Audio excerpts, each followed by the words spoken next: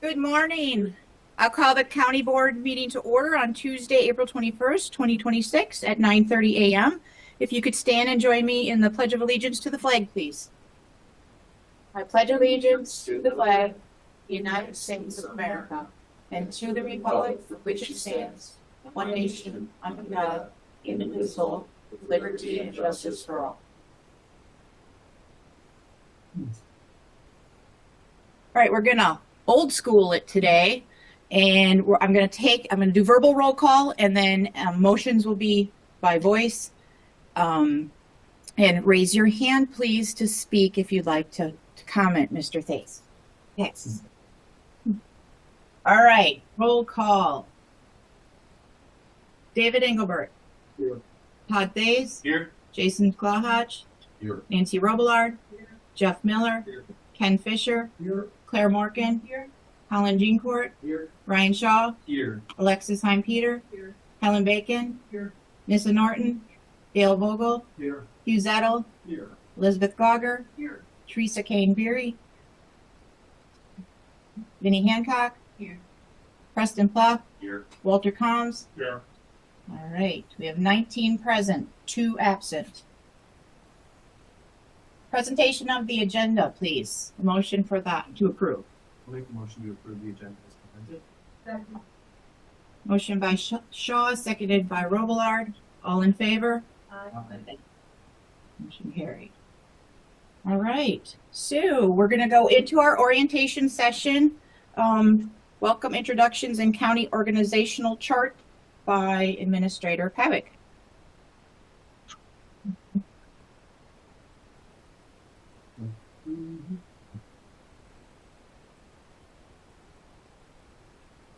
Good morning, everyone. So we're just going to go through just some basic documents just to start the morning with. So everyone should have a copy of the orientation packet. It's sitting on your desk. I do have some extras if anyone in the audience would like one. We have that available as well. Would you like one? Make sure I can. Yeah. Who's getting?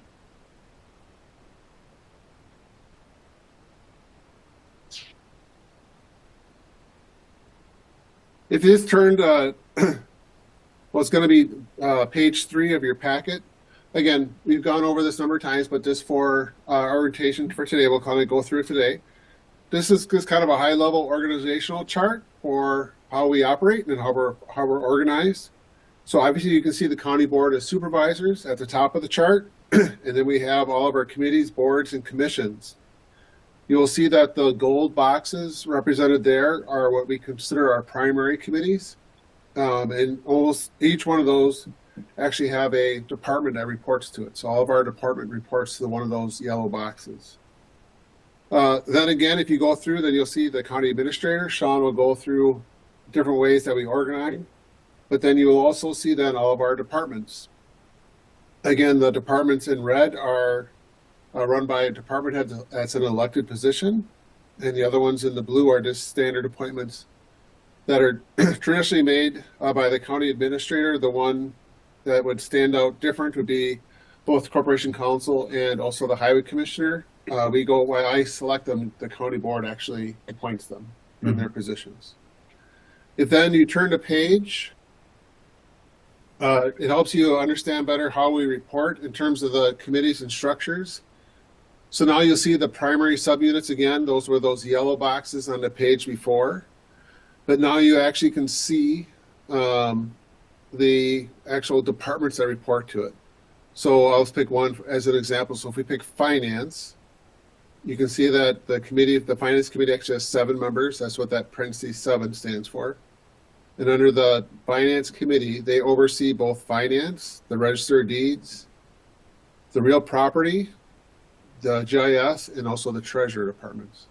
So those departments report to the finance committee and so forth. So you see all the departments are then assigned, obviously, to the committees and the size.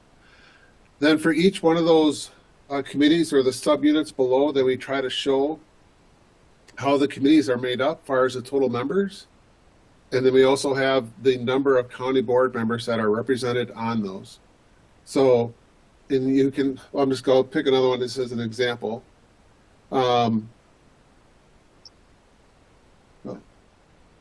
Let's just pick one, the Aging and Disability Resource Center. So there's a total of 9 members, but we have 1 county board member appointed to that committee. So it just gives you an idea of how we're organized that way. So that's just a high overview of how we're organized in terms of our operations. And then from that, I will turn it over to Jill to go over some of the other items.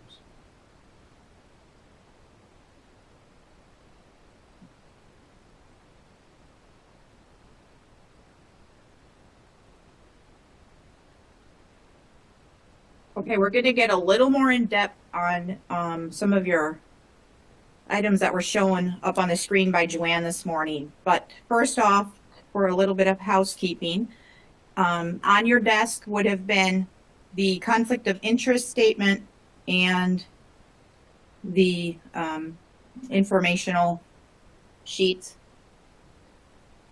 I need those signed and returned before you leave today, please. And then if you haven't visited HR and completed your I-9, please arrange that with them when you're coming in. And they will also get you a badge if you haven't been issued that. Those are really for our new ones. And if you're a returning member that you know you've already done your I-9, you're good to go. Just ignore it in your packet. All right. You also will find in your packet the meeting schedule for County Board 2026. So for those returning, we're no longer on island time in the winter. It's going to be 9 o'clock straight on through. Okay. It notes the months that we change. Our meetings are always the 4th Tuesday of the month at 9 a.m. except for April, the organizational meeting. Here we are on the 3rd Tuesday.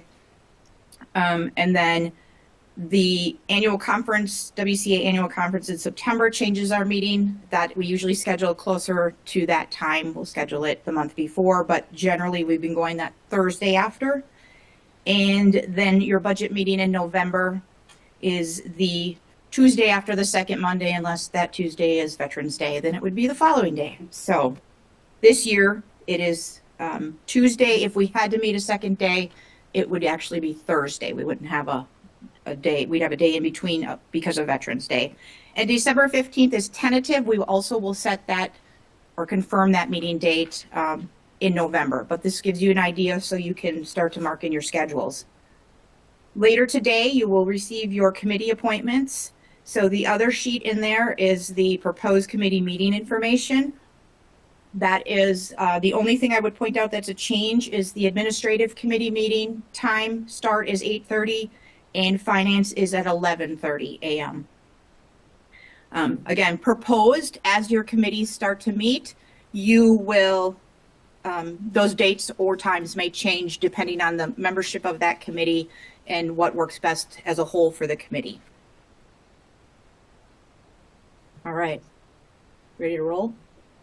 All right, we want to just go over a few things to get a little more in depth. What do you want to start with? Okay.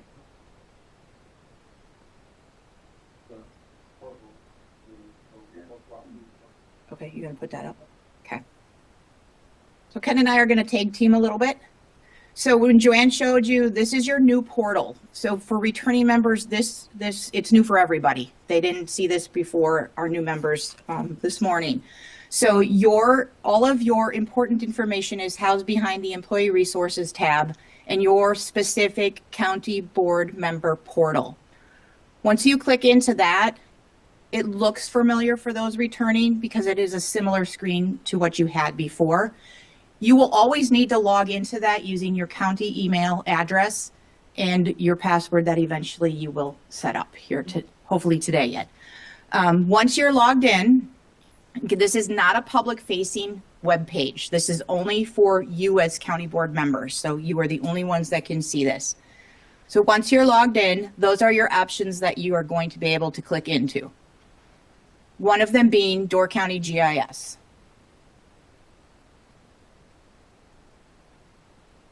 This is our web map. Some of you are familiar, others might not be, but it has a wealth of information on it. So you can search for properties.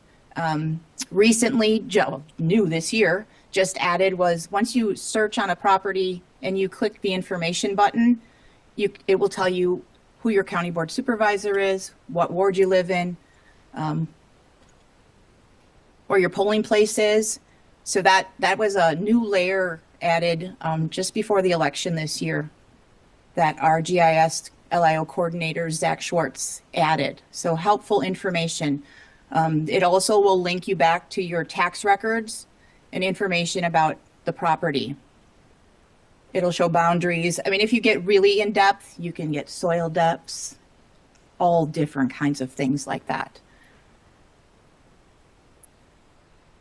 We often use this in a committee meeting if we're talking about a specific parcel in our area of land to discuss what is going on. Okay, so that's one of your clicks. Your other clicks are going to get you, why don't you go to agenda packets? So you can access it either way. You can access it through the public portal, the public web page, public facing by going to the agenda link, or you can be into your member portal and it'll take you to your agenda center that way with a direct link. Either way is fine. You're going to see the same information. This is where your meeting packets are posted. You will receive an email. That is how we communicate. So I strongly encourage you to check your email on a regular basis. We don't pick up a phone and call you. That is our main way of communication. So whoever that person is that puts your packets together works in coordination with the chair of the committee.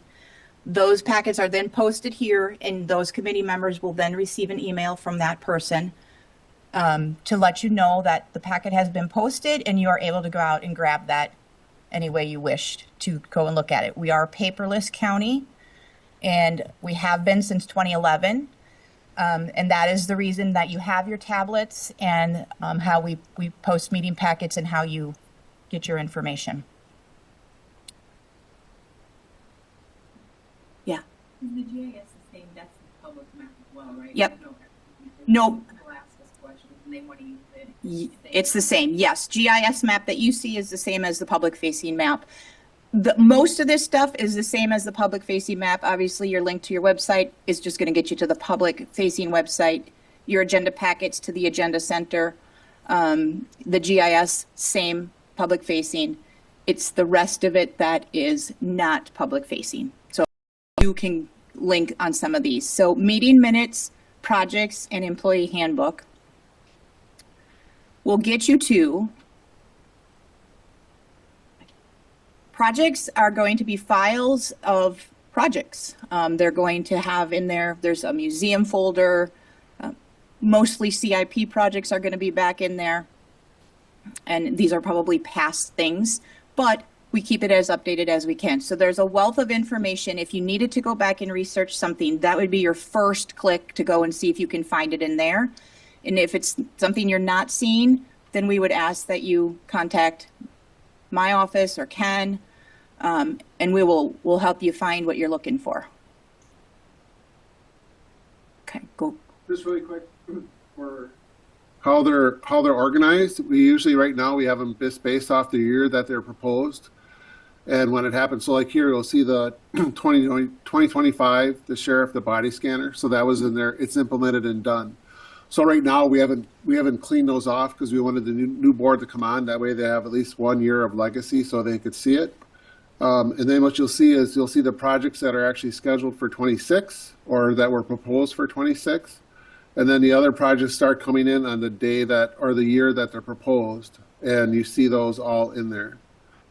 And again, when you pick on any of those projects, there should be the information that's related to it so you can look at it. If you want to get information on that project itself, it's all within that folder itself. So, sorry, you can go on to the other folder. You will also find unapproved minutes and approved minutes from all committees. So they post to those links. So when we review minutes on your regular meetings, that's where you're finding them to ask questions at that meeting for. They are posted, unapproved are posted from the last unapproved that hasn't been moved out of the unapproved folder. So sometimes there's some oldies in there. But most of the time, that should be your current month unapproved minutes from the committees that met that month. And then approved are all you approved that have gone through committee structure already. And then, what am I seeing? The handbook? Handbook Okay. is there. Yep. And then our employee handbook is also posted there. Is that our new copy? I guess It's no. gonna be an old one yet. Okay, so old one. We are working through a new employee handbook in the next couple of months. Hopefully we'll see that approved and adopted, and it will replace that link. So you can always refer to that link to see what the employee handbook says. Okay.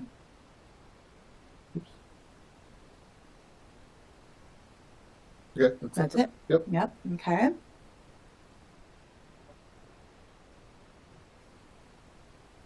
You could check your email. Joanne said that this morning. That's her link to your email there. You can either log into webmail like she had you do this morning, or you can link it that way once you're in your portal. Either way is fine. It's going to take you to the same place. Timesheets? Yep. Timesheets for you guys is the most important. This is going to be where you're going to link to your own timesheet. You should see that once you're in that portal. You should see your timesheet and you should open it from there. That's your easiest way to get into it. So you should see when you click on it, you see at the top of the folder, you should see like, I'll pick on Mr. Zettel. So he'll see D14_payroll. So you double click on that and then it should open up a sheet that looks like this. But the only difference is that you should see your name up on the top in this line here. It will always open up to the current month and you will enter all of your information into that. So today we'll show you, we'll do today's meeting. So you're going to enter the date of your meeting. Yeah, so let's just walk through it real quick. So the way the sheet is set up is you'll see a whole bunch of tabs at the bottom. The tabs match the numbers of the month. So we're in April, so that's your 4th month. So you'll want to make sure that you're on the number 4. And you'll see it goes all the way through 12, and then you probably have to scroll over. And this one you'll see it, but you may not see 1, 2, and 3. But that actually takes you into 27. And then there's also one that will show you in a second called expenses allowed, but that's your master. But for right now, let's just all do one. So you go into your April, you'll enter in your date. So today's the 21st. You just type that in. In this case, you'll see an arrow means there's a drop-down box, so you can pick that, or you can hit C, but it'll start to populate, or it'll put down county board. And you'll see that pops in. This next box is for if you do travel or conferences, you have an allowance, which we'll get to in a second. This would be a yes or a no, or you can just leave it blank. If you're in a committee that does hearings, you can actually get additional funds if you sit through a hearing. So you'd put in the time in half-an-hour increments if there was a hearing. And the orange boxes automatically calculate, so you don't put anything in the orange box. So then in your expenses, you put to and from. So example might be your home location. And you put down from, in this case, we're coming to the government center. And let's just say I drove 25 miles and there automatically calculates your mileage that you'll get reimbursed. Oh, do I? Okay. Oh, to the government. Yeah, you're right. Sorry. Jill will catch you on it. I didn't see it. So anyway, so we got them reversed. So there we go. So you have that set. Just as an example, I'll make up an arbitrary one. So let's say I'm going to a conference or training. So you'd actually select conference and training. In this case, you'd put down, let's say you're going to Madison for WCA, right? From home.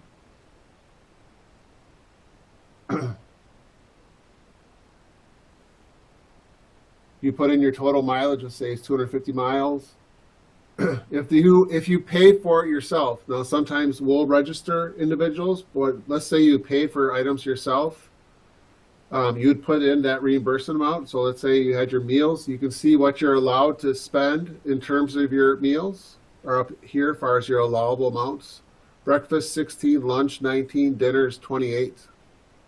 So let's just say put down 25. You can see it keeps on adding that. Let's say I just pay for parking.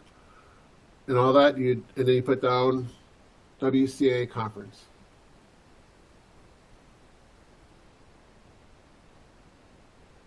So that's what you would do for you go through. So again, this is for April. You track all your expenses through the month, and then it's the first. The third day, mostly, the third of the following month, so May 3rd, I will go in and close those timesheets off. So entries must be made prior to that. So always plan to make it at no later than the last day of the month that you're in. On the 3rd, I'll go in and close that out, move your tab so that when you open next time, you're actually going to open into May. Right. So I'll move your 4 down to get it out of your way. When I close that out, you're going to see a small thin red line on the month on the tab on the bottom, and on the top of where it says the form.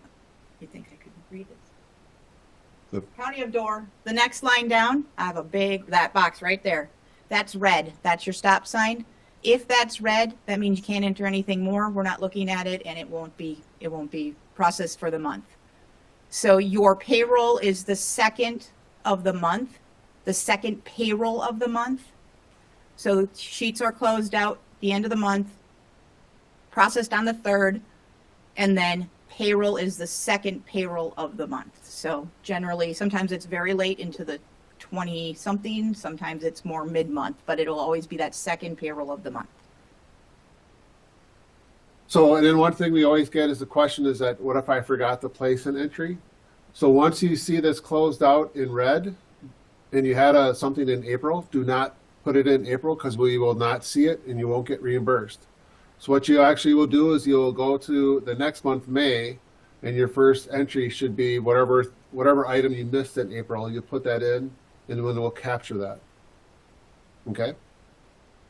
So if it's red on the bottom, and again, red here, do not enter anything in that month because it's closed, okay? So one other item that we cover. So again, as a county board, in your rules, you provide yourself an expense allowance for what we call training and conferences.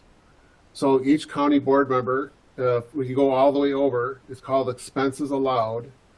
You will see on your sheet that you start off the year with $1,500. So between April to March, end of March, you have $1,500 at your disposal for training and conferences. Okay. Now, well, you don't have to do anything on this, so Jill will actually go through.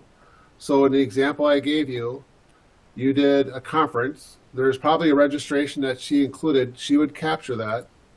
But you see this $256.25?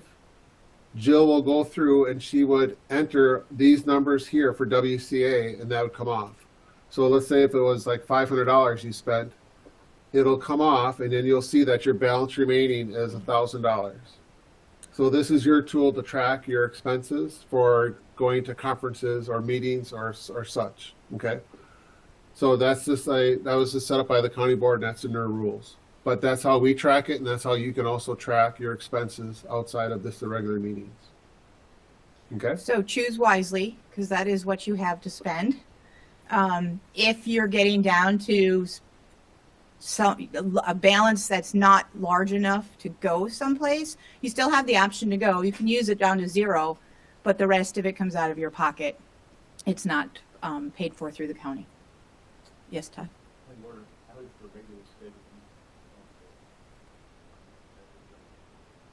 Correct. No, it does not.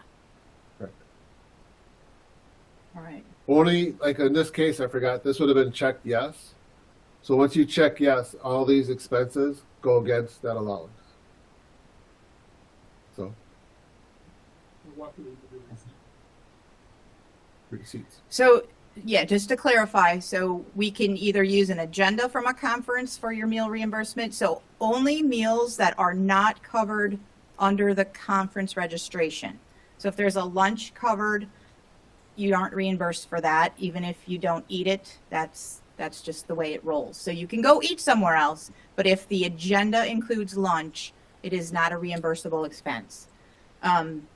We can use the agenda to attach for meal reimbursements, or if you save your receipts, you can turn those into me and we will submit the receipts as well.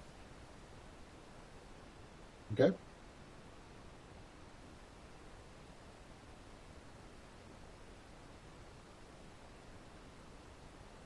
Any questions on timesheets?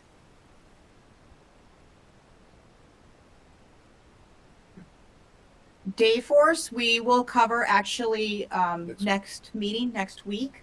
That is going to be your portal to change your withholdings, any information about, I'm married, I'm divorced, change of address. That's your portal to do all of that in, as well as view your paycheck details. Yep. And you could pull your W-2s off of there at the end of the year if you so wish to. And then remote support is going to be your support that is going to get you to TS directly. So they will assist you with any county owned and provided devices. So they're your first line to call. They're the experts in your Chromebooks, not myself nor Ken. And anything else there? Nope. Okay, the only other thing I want to mention is each month, at the end of the month, you will receive via email a monthly meeting calendar sent by me. That is the most up-to-date at the time I send it.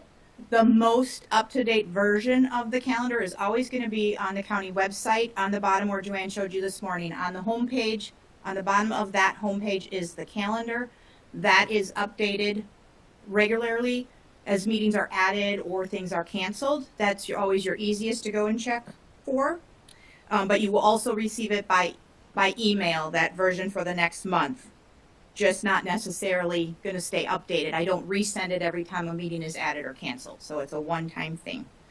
And I think that's it. Any questions? All right. Steve, come on up.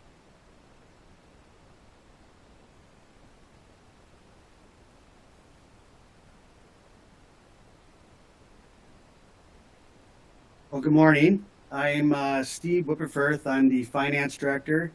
I've been the finance director here for about 8 years, but I've been employed with the county for over 18 years. This morning, I'll just give you what everybody likes to discuss is the financial, get a little idea of the county financial picture, what drives the 2026 levy, how the adopted budget is scheduled, and where are we heading, beginning our planning for 2027. With that, there was a handout that I passed out this morning. It's not part of your packet. It's a single handout sheet. It's the 2026 levy limit calculation worksheet. It has like a blue highlighted, like a single sheet that I passed out. That is the first sheet that I will be going over with you today, this morning. So as we go over this this calculation, this is kind of like where we start out at and to kind of see what we can actually levy up to. So for 2026, we begin with the county's 2025 levy limit of just over $26.58 million. Wisconsin Department of Revenue calculated our net new construction at 1.783%, which gives us allowable levy increase of $473,926. Now, in comparison to that 1.783% increase, so that's the amount that we can increase our levy, that has been the highest amount or percentage probably ever that I've been here. In comparison to that, so for our 2025 budget, our net new construction was 1.633%. For 2024 was 1.65%. And for 2023, it was 1.511%. So as you can see that has changed. And again, like I said, this has been the highest that it's been since that I can recall. The net new construction is the key factor of the levy calculation. The Wisconsin Department of Revenue measures how much new taxable value was added to the county over the past year. Things like new homes, new businesses, additions, remodels, and other improvements that increase assessed value. This percentage determines how much the levy limit can rise each year. After we applied that percentage increase of that 1.783%, we subtract out the required personal property aid of that 171,250, which brings our maximum levy to just over $26.88 million. The reason why that we have to subtract out that personal property aid of that 171,000 is that probably about, I'm going to guess 7-8 years so or whatever, the state has removed personal property off our property taxes, and so with the reduced of income, the state has said that we will help fund some of that lost revenue that you'll lose from the personal property tax off your tax roll, and this aid is used as to help offset that. However, you cannot utilize that as extra revenue to help offset your budget. So that's why you have to take that off the calculation as we do our levy limit calculation. So I just wanted to say that. Then as we move on to this off the spreadsheet, the state statutes allow certain expenses to be levied outside the levy limit, and these include our ambulance services, our bridge aid, and our debt. And then when you add those items together, the maximum levy for 2026 is roughly $32.9 million. Our proposed 2026 budget levy matches the allowable amount of that $32.9 million. So this, as we move down, that $32.9 million represents an increase of $886,120 compared to the 2025 levy, or an increase of 2.77% increase over the 25 levy. Then we move down on this spreadsheet. The tax per thousand is our rate, our tax rate of that $2.21. So if you look at it, if you think of it this way, if a property tax parcel has a $300,000 value, the county's portion of taxes, they would be paying roughly about $664. That change in that tax rate decreased over 2025 by 8.63%. Now we move on to towards the bottom. There is a question that's been asked in the past, so I just automatically include it, is that if we decrease, or I should say, I'm sorry, if we increase our mill rate or tax rate of that $2.21 by 1 cent, what does that do to our tax levy? Well, that generates an increase of a little over $148,000. And then our equalized value for 2025 was at just a little over $14 billion. So that gives you the context of how we calculate the levy and what we utilize for the budget. Any questions on that? Yes, Vinny. Yep. Percent versus new construction percent, is that calculated, or like you said, it's both? It's assessed like a lot of the townships and municipalities did assessments. So of the net new construction, is a percentage of that assessment and a percent actual new buildings, or do they not calculate that separately? So I don't know to be a fact. I'm not 100%. Do you know, Ken, for sure that answer? The net new construction is exactly based off all reported new construction. So it could be anything. What they do is they work with each municipality and they collect all the permits that have been submitted. So it'll be like new construction, but it also could be, well, you added on a new sunroom to your house. So that's captured and considered as part of your net new construction. No. No. Yeah. So the state puts together that value, but then all that's then used, right, by the state to try to determine what's the value of the county overall. So, but Go ahead, Dave. The number comes from the state, But the information comes from the local assessors. Assessors, yeah. Report that new construction, addition, whatever it might be, or demolition of buildings. Yep, Those are picked correct. up. Yep, exactly. If the county or municipality figures that's what, the net new construction is incorrect, it can be challenged, correct? I believe that there is a process that you can go in and challenge that net new construction. Yeah. I don't know the exact process because I have never been through that. I'm not sure if Sean or Ken has that idea, but I would think It can be challenged, but Okay. how do you go about doing it? That's the question. that's the question. Very And- difficult. Well, yeah, you'd have to contact the Wisconsin Department of Revenue because they're the ones that provide this information. And trying to get somebody from there is not probably easy, or I should say the same individual that you want to talk to as well. Todd? An interesting fact might be the equalized 2025 equalized assessed value at 14 billion. Obviously, above you depict what the percentage went down by 8.63%. Roughly speaking, what did the value? Because I mean, obviously, a lot of townships went through reassessments. What was that valuation prior to 2025? So that we're going to be talking about that next sheet, but your good question. That went up by 12.47%. So in 2025, that was at a little over $13 billion, and now it went up to 14. So it went up considerably from 25 to 26. So, yes. Okay. Now we're going to go into in your packet now onto page 23 and 24. This is the 2026 adopted budget.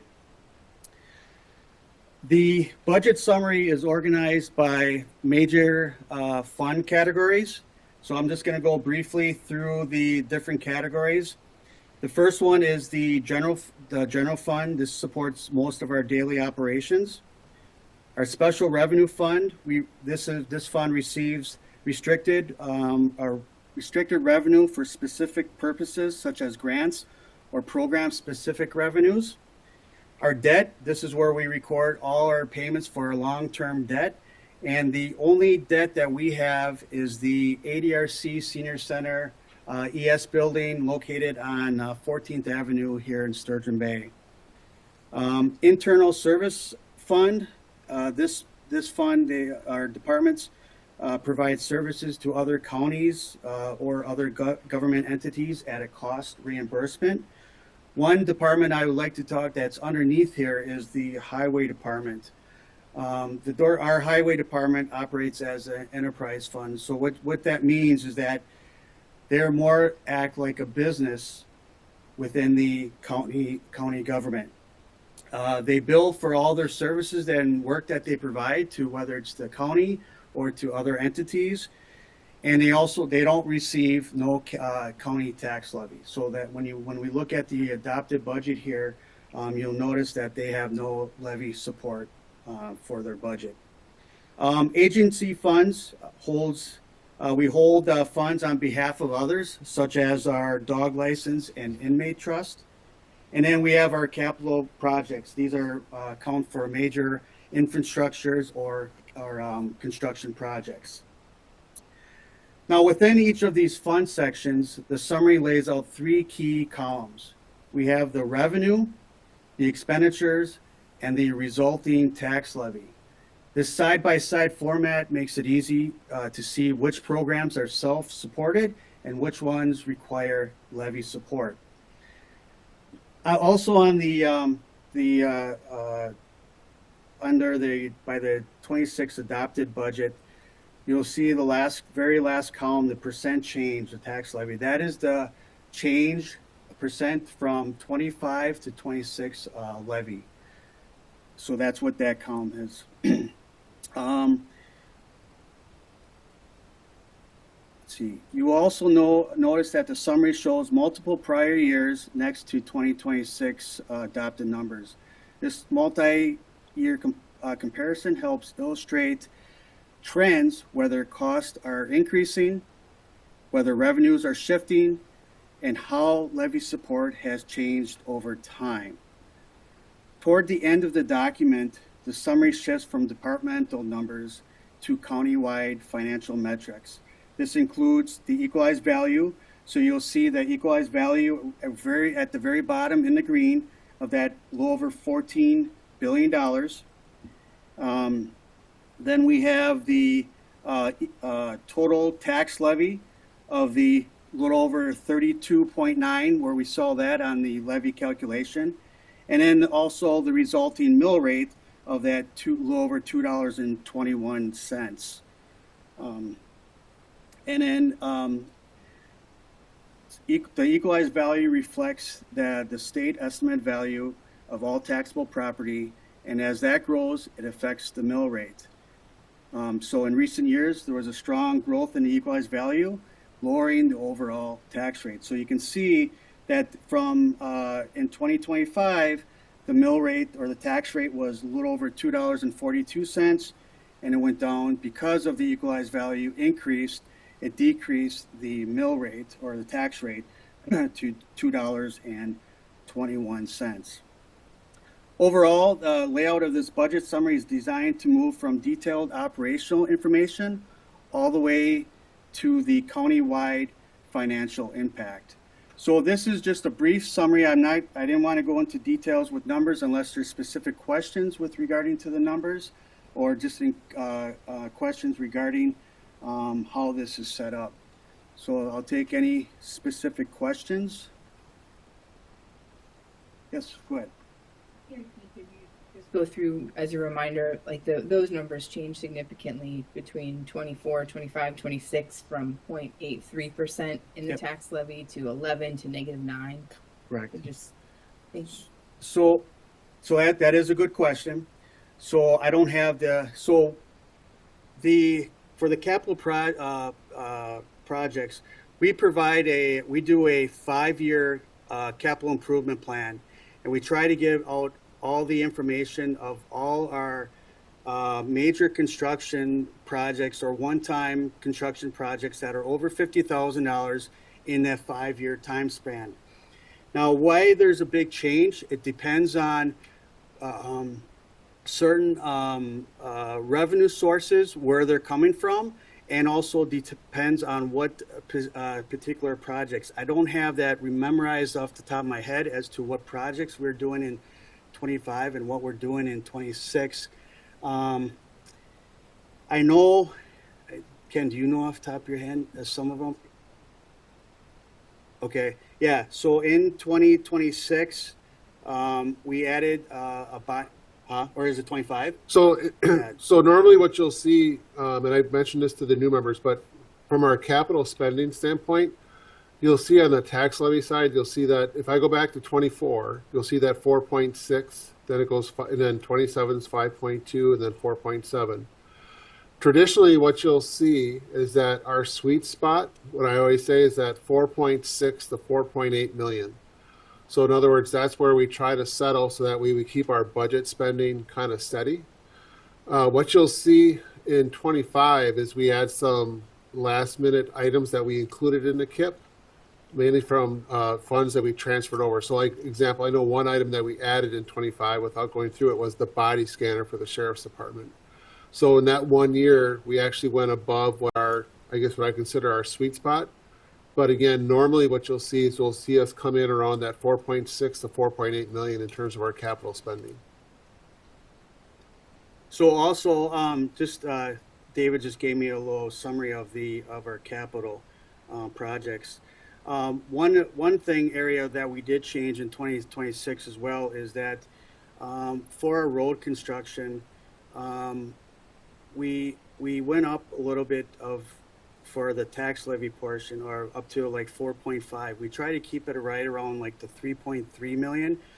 However, because there were some like chip sealing projects that the highway department was going to do on county roads, there was funding left over from previous year county projects, road construction projects, that we were going to utilize some of those reserves to help offset those costs.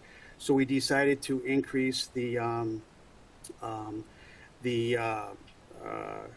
the cost for the highway. And so then when that happens is then our revenue sources also increases too, because we're taking from a reserve and moving that to help offset the construction cost. Also in 2026, we're scheduled, so at the airport, they're doing a big, the north-south runway project. And with that, that's a little over about $7.7 million. However, there is some federal aids that is helping offset that cost of that. So that is the difference, as Ken said, why there's a switch with the KIP. But we try to, when we do the budget, as Ken said, we try to keep it in that levy portion for our KIP around that $4.6 million on that. Any other questions on the adopted budget? All right, moving to page 25, the unassigned fund balance. So think of the unassigned fund balance as the county's savings account. So there are specific items that this balance can be used for. It can be used to help support capital projects, and it also could be used for one-time, non-reoccurring expenditures. The unassigned fund balance cannot be used to support operational expenses, things like payroll or utilities. And the reason for that, I'll just give a brief reasoning, is that one is that every year we get audited. Our auditors will be coming here the middle of May to do our final field work for our financials for 2025. And one of the things they look at is our policy, and to make sure how are we utilizing the unassigned fund balance, and to make sure that we're not utilizing that for other operational type costs. The other thing is that the county also gets rated at like a credit score. Just like you as an individual, when you get loans, you get rated, so, or a credit score. So the county gets rated. And one of the things, it's not all of it, but one of the things is they look at our audit, and they also look at how we utilize our unassigned fund balance. And so they also ask us questions, what are your future to utilize for the unassigned fund balance? And we tell them that we're going to use it for, like a capital projects. And you'll see it on this sheet that I have here. So the county as a whole is rated AA1.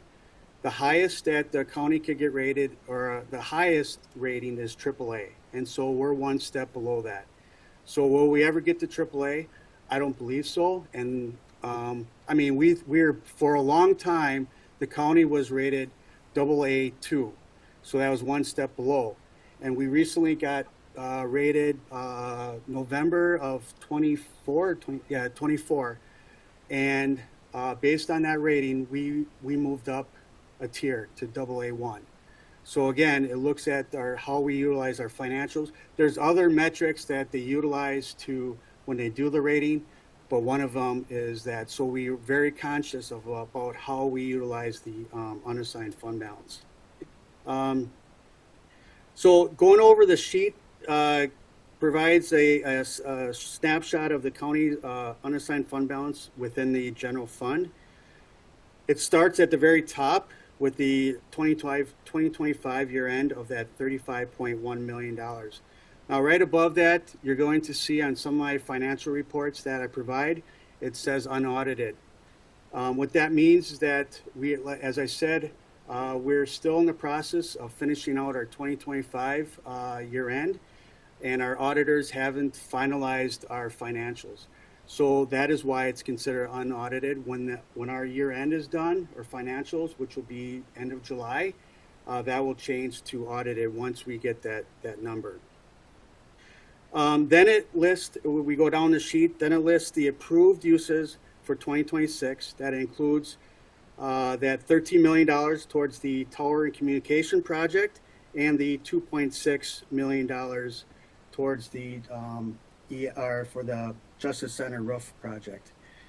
Then that leaves us our unassigned fund balance of just over that $19.5 million. Our current projected balance represents, so if we move down to the middle and to the very right in that dark gray area, our projected balance represents 22.3% of our total government expenditures that require tax levy support, which is well over our policy of the 12 to 15%. So in 2003, the county board came up with a policy that we do not want our unassigned fund balance percentage to get below that 12% or between the 12 to 15%. So then see. Then finally, as we move down, we're gonna move down into the yellow and the very gray area of the bottom of the sheet. And then finally, the sheet outlines the policy threshold. So the county's lower limit is 12%, the upper limit is 15%, and anything above that upper limit, which is that $6.4 million, could be available for unforeseen or one-time expenditures. So that is the explanation and the unassigned fund balance. Is there any questions regarding the unassigned fund balance? Okay. Then we'll move on. Next page, on page 26, is the sales tax. Door County has its own 0.5% county sales tax. This is a local tax that was adopted by the county. The funds collected help support county services and offset the property tax levy. Just want to make a note, it's important to point out that the county sales tax is different from the state's 5% sales tax. The state collects its own sales tax and distributes a portion of the revenue back to counties and municipalities through a state program called the Wisconsin Shared Revenue Program. For 2026, Door County is projected to receive about $637,000 through the Wisconsin Shared Revenue Program.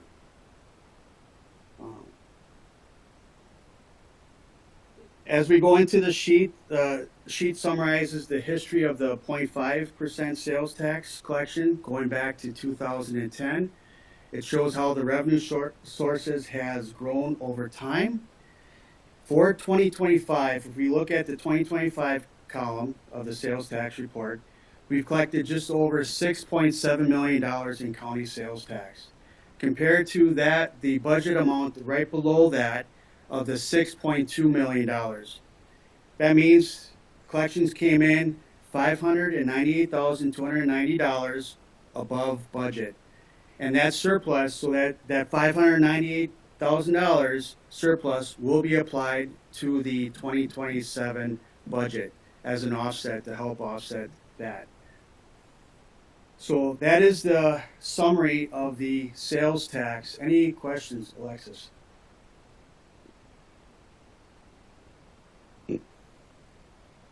Yep. Nope, that is under, we put that under there's a department, the general administration department. Oh, it's Department 06. It'll be on the very top portion of the budget summary. When you look in there, it's in the revenue section of that portion. So when we look at the 2026 adopted, it's the very top 3 lines or so on that page of that, and that's where that goes, because the reason is that helps offset the overall budgets, not specific for a department or a project. Any question? No restriction on that 0.5% sales tax used to the county budget. In other words, it is available generally for the entire budget of the county, correct? There's no restricted use of that 0.5% sales tax, right? Correct. That is yes. So when we do the budget, we budget at 6.2 million as a revenue to help offset the overall budget as a whole, correct? So now there is some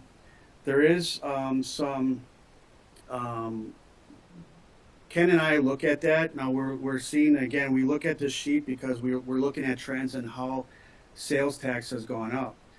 And so if you look at the sheet, going back to 2023, we budgeted 4.9.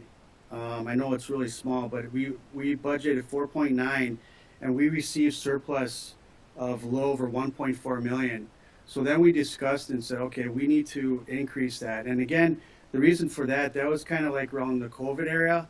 And when COVID hit, I guess if there was one positive out of that, people were coming up to the county because things were open, camping and things like that, outdoor activities. And so people were coming up to the county. And so then ever since then, our county sales tax has grown a little bit. And so then Ken and I decided in 2024 to bump that up to $6.2 million. Now we're looking at, we might have to, when we do the 2027 budget, as we are starting now, we might look at that to increase that budget amount to maybe 6.4 or 6.3 or something like that. We just don't want to get too drastically because, we got to be, careful of what we're collecting as well. I know there's a question about confusion about where it's located. It's not the number specifically is not identified on the summary sheet of your budget. So when you look at, let me get back to that. So if we get back to page 23, it will be applied that 637,000 is going to be in that about that $15.8 million. As we get into the budget and we get into the detail, you'll start seeing where these things are. This is just a snapshot of putting everything together in one area in a revenue spot instead of. We also have and you'll see this a few different times throughout this budget process, especially the committees your oversight committee. You'll be seeing a detailed budget of each line item of where everything is. Once you see that, you'll see where that is applied, and the sales tax and also the shared revenue as well. As that. Yep.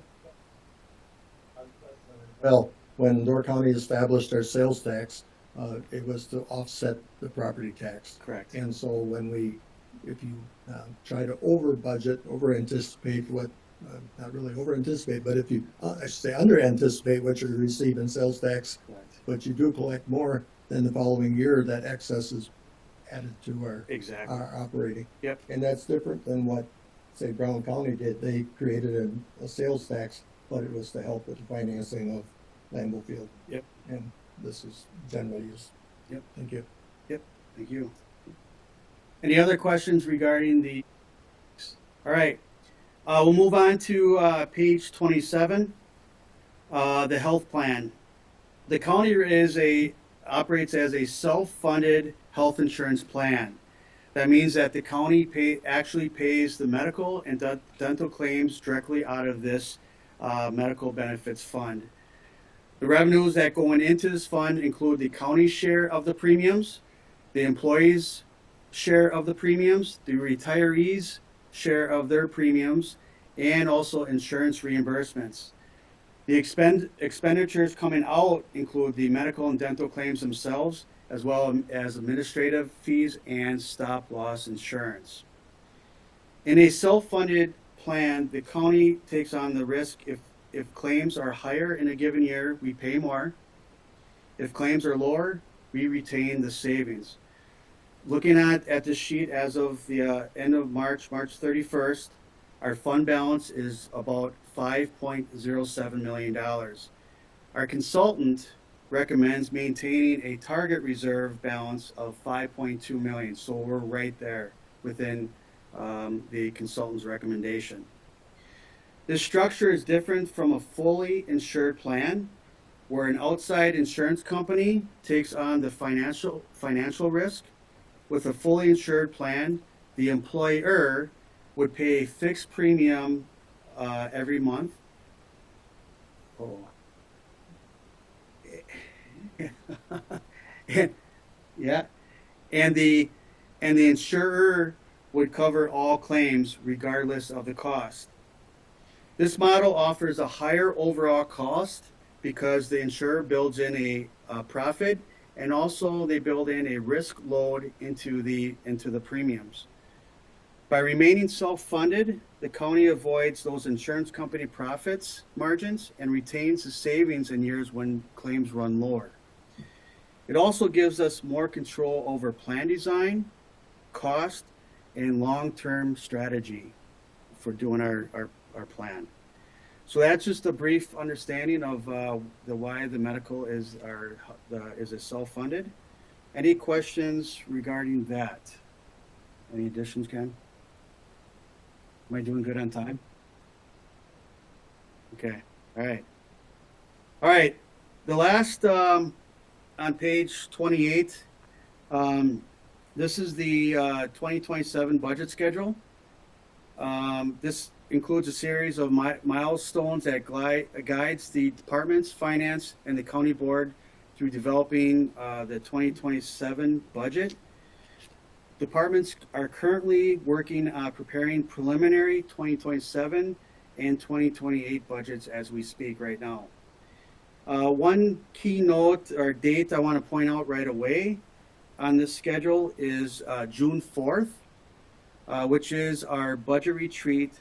This is with full county board and department heads. This retreat is an important milestone because we will be discussing these 2027 and 2028 budget drafts along with broader financial considerations that we may want to discuss at that meeting. So again, the time has not been determined, and also the place has not been determined. I know in years past we've done it at the Crest Center in Egg Harbor, is where we did the last one. So I think more will be sent out or passed on as we get closer to that date. And then the only other one that I wanted to point out is on November 10th, County Board, that's the day that the County Board will adopt and approve the 2027 budget. Now, throughout this process, you'll probably see mainly the summary and also some department actual detailed budgets, probably a few different times throughout this process. So you'll get familiar with this, and one of the reasons why we have the budget retreat is to go over these type of budgets so that if there are any questions or any concerns that we can deal with then, and that we can address it along the way during our budget process. So that is all I have with my portion. I guess I'll make a recommendation if you want to get some caffeine, splash some cold water on your face, because next is legal considerations, and this is going to be long. So I apologize. I know that now you have that to listen to. So Yeah, we're gonna take a 5-minute break to stand up and stretch and let Sean get up to the podium and get ready.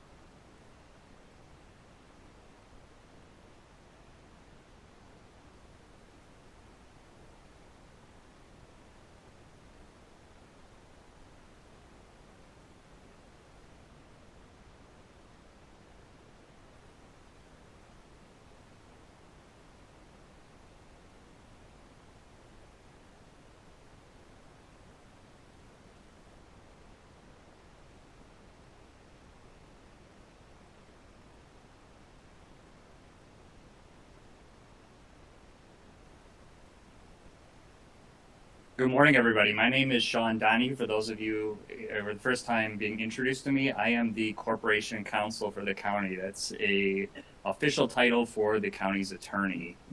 I'm going to be presenting legal considerations to you today. My goal is to give all the supervisors a foundational understanding of how do we operate business at the county, and not staff, but you as supervisors. How are decisions made? How do items come before you for consideration? I know we have some members here that are very experienced and some that are new to the county board, so I'm going to cover a wide range of topics. I will do my best to be brief, but if I skim through something so fast that you're just not quite grasping it, ask questions, slow me down, I can provide an explanation. I certainly can send it to you. Yeah, of course. Of course. So I'll start with an agenda. What does the agenda do? Before every meeting of a committee or a county board, there will be an agenda. The purpose of the agenda is to list the items that will be discussed and the order in which they will be discussed. If a subject matter is not on an agenda, it cannot be discussed at a meeting, whether that's county board or committee. Who creates the agenda? The agenda is created by either the county board chair for the county board or the committee chair for an individual committee. The clerk prepares it, but it's those two individuals who set it. In reality, for committees, staff is feeding a lot of the topics onto the agenda, and then the committee chair is approving the agenda. For the county board, that's flowing mainly from the committees to the county board agenda, and the county board chair is approving that. So how do you as a supervisor get something on the agenda if it's set by the chair of either the committee or the county board? The first thing that you should do is speak with the applicable committee chair about getting your item on the agenda. If the committee chair, the county board chair, says, no, I'm not going to put that on the agenda, it doesn't mean that it can't be put on, but it needs to be brought up at the applicable committee. On your agenda, you will see most times there's a subject for new business. That's the area where you say, I'm going to make a motion to place this topic on the next agenda. Because it's not on the current agenda, we can't discuss it at that meeting. We have to say, the next agenda, I want to discuss that. It goes to the vote of that body. If the body decides they want to take it up and they vote in favor of it, it will be on the next agenda. If they decide not to, it will not. Okay, go for it. So quorum, motions, and voting. We'll start with quorum. What is a quorum? A quorum is the minimum number of members of either a committee or the board that needs to be present for the body to act. We have 21 supervisors on the county board. So that means there needs to be 11 people participating for the county board to take action. If we have 10, everything the board does is not only a violation of the law, but it's void and null. It has no effect. So it's important that we are prioritizing attending meetings so that we hit those quorum numbers. For a committee, it's the same concept of half. It's a majority. It's not half, it's a majority. So you have 7 members, 4 need to be present for the committee to act. What is a motion? A motion is a formal proposal by a member of a body that a group take a certain action. So we have our agended items. So for the agenda, for my purposes today, we're going to have 2 items on our agenda. We're going to have painting the government center and prohibiting orange-colored buildings in the county. So if a county board member if on the agenda we have the topic painting the government center, a county board member could make a motion to paint the county a certain color. That's going to put that item on the floor. If we can go on to the next slide here, because I'm jumping ahead a little bit. So there's a procedure with motions. So we have our motion by a member. I move that we're painting the government center blue. Once you do that, we need a second member of that body to what's called second the motion. The body cannot consider the motion until we have the main motion and a second. So another member would say, I second that we paint the government center blue. The purpose of a second is to make sure that there's at least two members interested in this topic, that it should be discussed. If the motion does not receive a second, it isn't discussed. It's what we call dies on the floor and isn't taken up.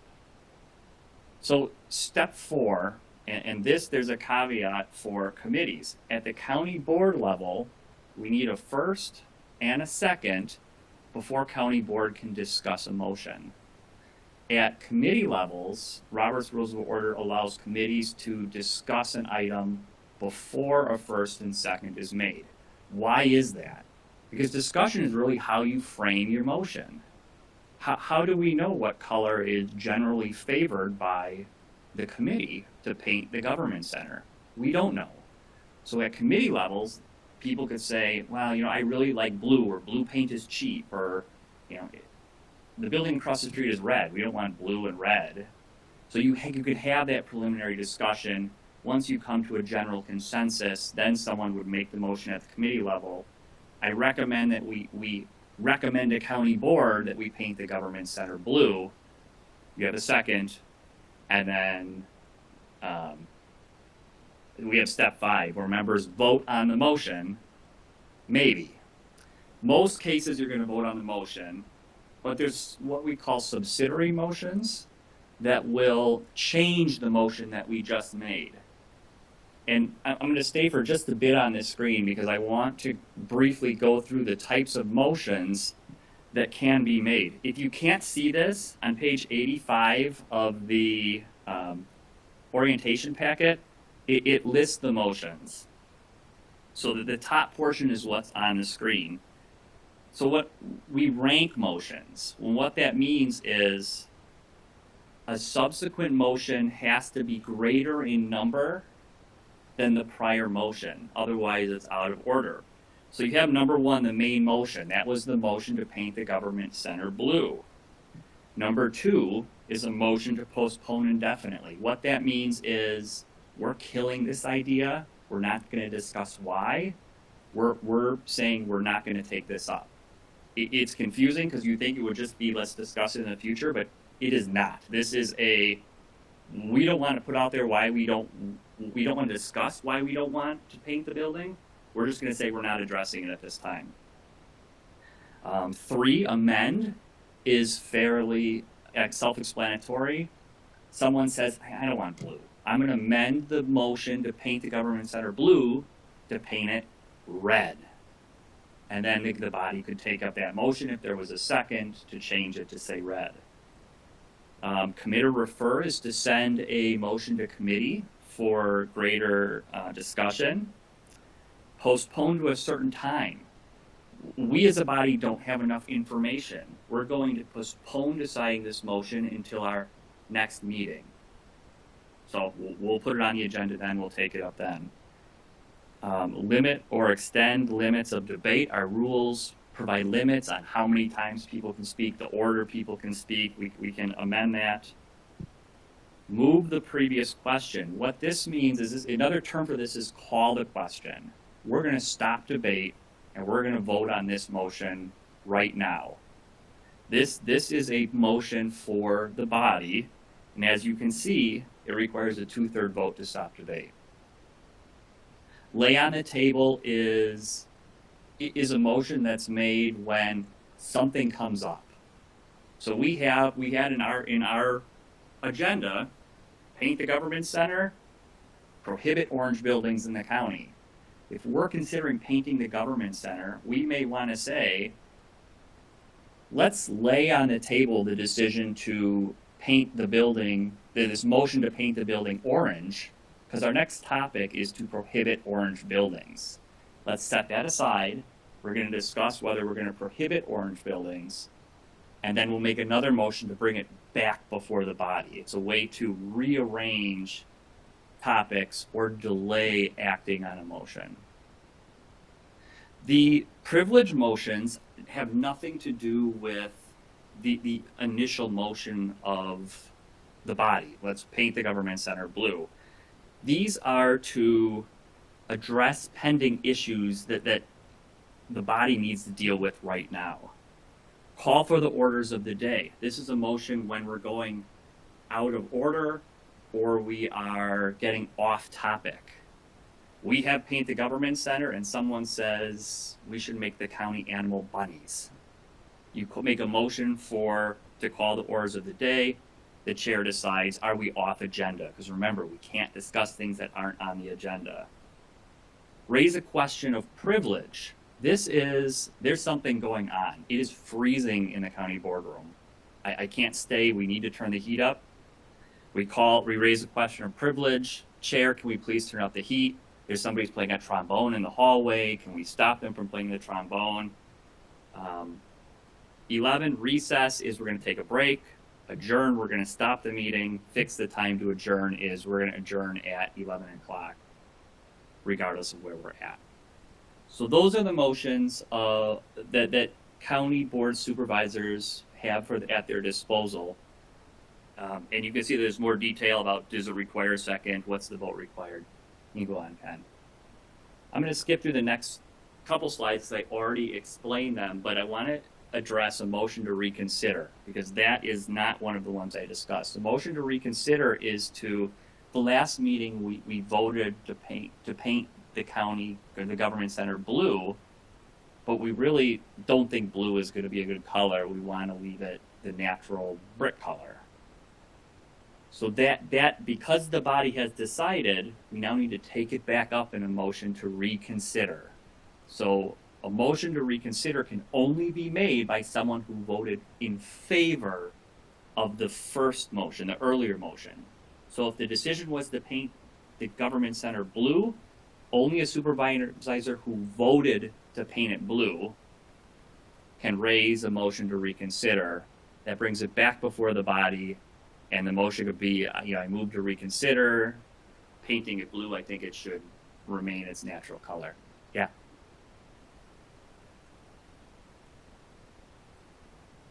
Tend to make that motion to reconsider, or is that just Yeah. can be part of non-agenda items? It has to be an agenda item. So you'd want to talk with the chair of the committee or the chair of the county board and say, hey, I really want to reconsider this motion. I'm going to make a motion. Can we get it on the agenda? Again, going back, if the chair says no, then it's going to be a process, but you can do it. Okay, you can skip this one. We already went over this. You can skip that one too. All right, voting. So now we have a motion on the floor. We have a second to paint the government center blue. What vote do we need? For most items, it's going to be a majority vote. Majority of the supervisors present. So if we have the county board of 21 supervisors, 11 are present, say we have a quorum, the vote would be 6. It's not of the full county board, it's of those present. It's majority of the supervisors present. There are a couple of supermajority votes where it requires a 2/3 vote. That'll be brought up to you in advance. The big one that the county board sees a lot is for changing funding around outside of what was approved in the budget. If there's a non-budgeted transfer of funds, that requires a 2/3 vote of the entire body. So that would be all 2/3 of 21. Good class. Unanimous vote. This is going to be something that's directed by the chair of the committee or the county board. If there's something that's non-controversial, the chair is going to call for a unanimous vote. He's going to say all those in favor say aye. Everybody's going to say aye. All those opposed, crickets. It passes on a unanimous vote. If in that case someone does say I'm opposed, Robert's rule says we should do a roll call at that point so we know who's in favor and who's opposed.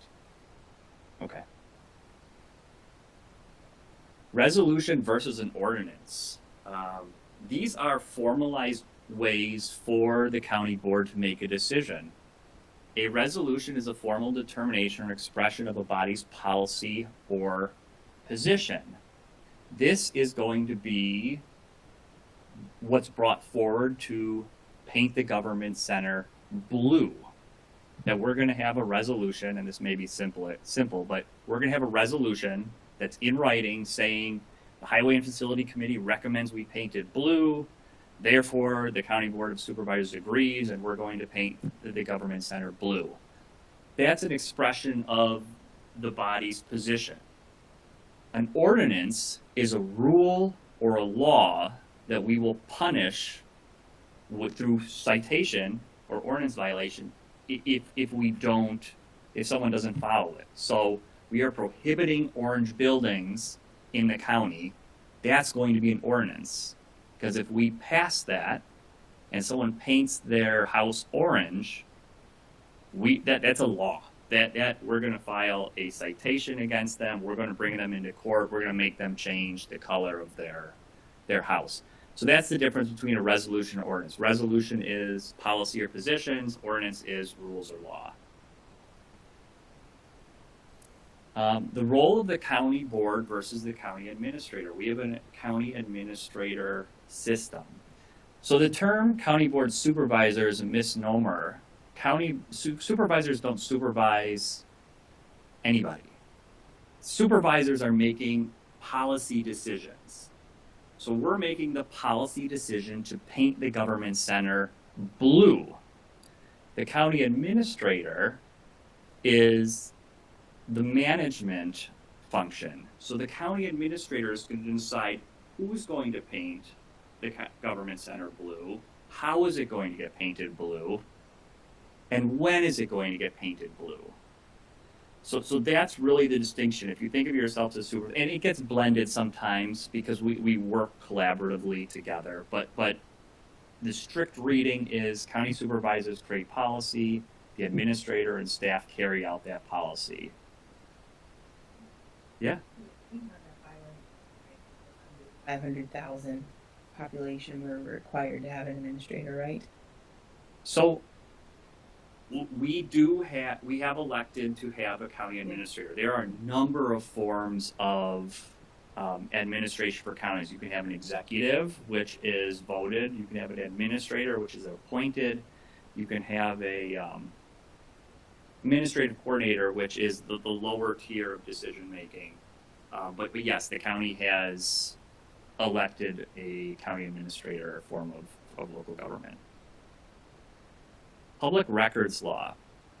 So every record of a governmental body or a supervisor relating to the business of the county, our state has declared is open for inspection by the public. There are very limited circumstances when I can say you can't have this record. So know, as county board supervisors, that if you're sending an email about a topic, if you're texting about a topic that's going to be before the county board, those are public records. And if there's a request by the public for them, I need to obtain them. This is why I recommend that everybody use their county email. Don't use your personal email. Don't use your personal computer, because I may have to have you provide documents off your personal computer, your personal email, if there's a request. If you use the county email, we have it on our servers. I don't even need to talk to you. I can do a search and I can pull all the applicable emails. So we need to be careful as county board supervisors what we're saying when we're talking about county business and where we're communicating or creating or storing those records. Use your county email, and it's going to solve a lot of problems. Okay, go ahead. So what's not a record? Purely personal emails, wherever it is. So if you do, I don't recommend it, but if you do use your personal computer, you have one email of county business, and then you have thousands of emails to family, business acquaintances, whoever it would be. It's just that county business email that is a public record. Just because you're a supervisor doesn't mean every email or every text message you send is open to the public. Okay, go ahead. Open meetings law. This is a law that says every county meeting, whether it be committee, whether it be county board, is open to the public. We have to be preceded by public notice. That's that agenda. We have to let them know what we're talking about. It has to be held in a place reasonably accessible to the public. It can't be in my basement. It's got to be in an area where people are welcome to come. And it has to be open to all citizens. We can't say only year-round individuals can come to this meeting. It's open to everybody. So I'm going to skip over a couple of these because I think it gets too far into the weeds. Let's go ahead. One more. So I'm just going to very briefly summarize those last two slides. When a government body acts, it falls under the open meetings law if it meets two tests. The purpose test, we're discussing county business, and a numbers test, an amount of supervisors are present to take action. The law considers that half the body. But why half, Sean? You said it has to be majority to take action, because half of the body can block an action from happening. So then there's this concept of the walking quorum. This is lining up votes. I'm going to email Jeff and say, Jeff, I really like the color blue. I think we should vote blue to paint the government center. Okay? It's two of us. It's not a quorum. It's fine. But then I contact David and I say, David, I really like blue. I think we should paint it blue. And then I contact Elizabeth and Teresa and Claire, and we're lining up votes. Even though it's one-on-one meetings, you can't do that. Our legislature says that's a phantom meeting outside the view of the public, and it's a violation of the open meetings law. So this comes into play mainly with reply all.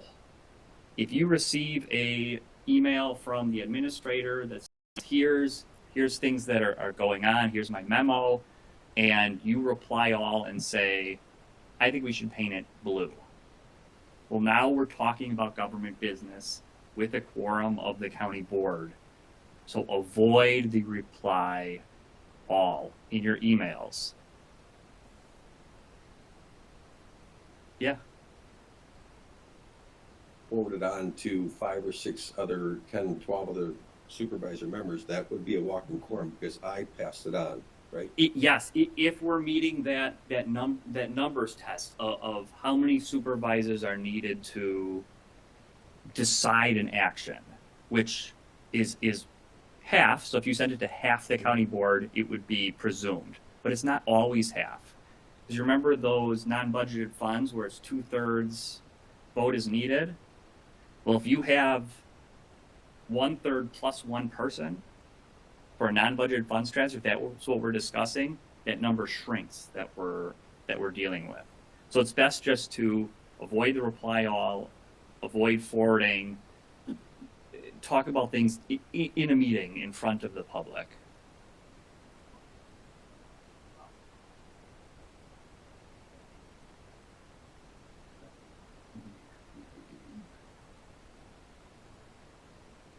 So we touched on it briefly, but I want to go into more details about the agenda. So we have the agenda for the meeting. That has to be provided to the public 24 hours in advance of the meeting. We do that by posting it on kiosks. After that time, either we don't hold a meeting, we postpone the meeting to a future date to get that 24 hours, or it is what it is. Next meeting, we've got to put something new on the agenda. There is an exception, 2 hours in emergency, but that has to be a true emergency. The Justice Center is on fire. We need to take immediate action. We need a meeting right now. But 24-hour notice, the agenda has to contain the time, date, place of the meeting. And again, what are we talking about? The important part here is the agenda has to reasonably likely inform the public of what will be addressed at that meeting. If it doesn't do that, we can't discuss it. So when creating agenda topics, it's a balancing of, we want to tell people what we're talking about, but we don't want to be too restrictive, because we don't want to say, discuss potential paint colors for the government center, because someone would say, your agenda didn't say you were going to act on it, just said you were going to discuss it. So we leave it painting the government center. It's broad enough. It advises the public we're going to be talking about painting the government center. Okay. So now these are some common agenda items. Approval of the agenda. This is going to be one of the first things on an agenda you're going to see. This is our opportunity to say, we approve everything on there, and we approve the order that it's going to be in. Sometimes we'll have a presenter and we'll want to move things around. This is the opportunity to do that. This is not the opportunity to add things to the agenda because we need that 24-hour notice. There's a public comment period. This is the one exception to items have to be on the agenda to discuss. The law allows the public to raise issues or to speak at county board meetings. It has to be germane to the powers of the county board, but it allows a brief response. Someone comes forward and says, I know you're talking about painting the government center, but the Justice Center could really use a coat of paint too. We can take that up very briefly to say, really, let's put it on the next agenda to discuss it. You can ask questions. If it's something that you need more clarification on, why are you asking about this? What's going on? But it's not the opportunity to go into detail to make decisions that you need to put it on the next agenda so all public can come back. Public comment is not an opportunity for a supervisor to speak about a issue of concern. As supervisors, you have the power to request that things get put on the agenda. If you want to discuss something, ask the committee chair to put it on the agenda so it can be taken up.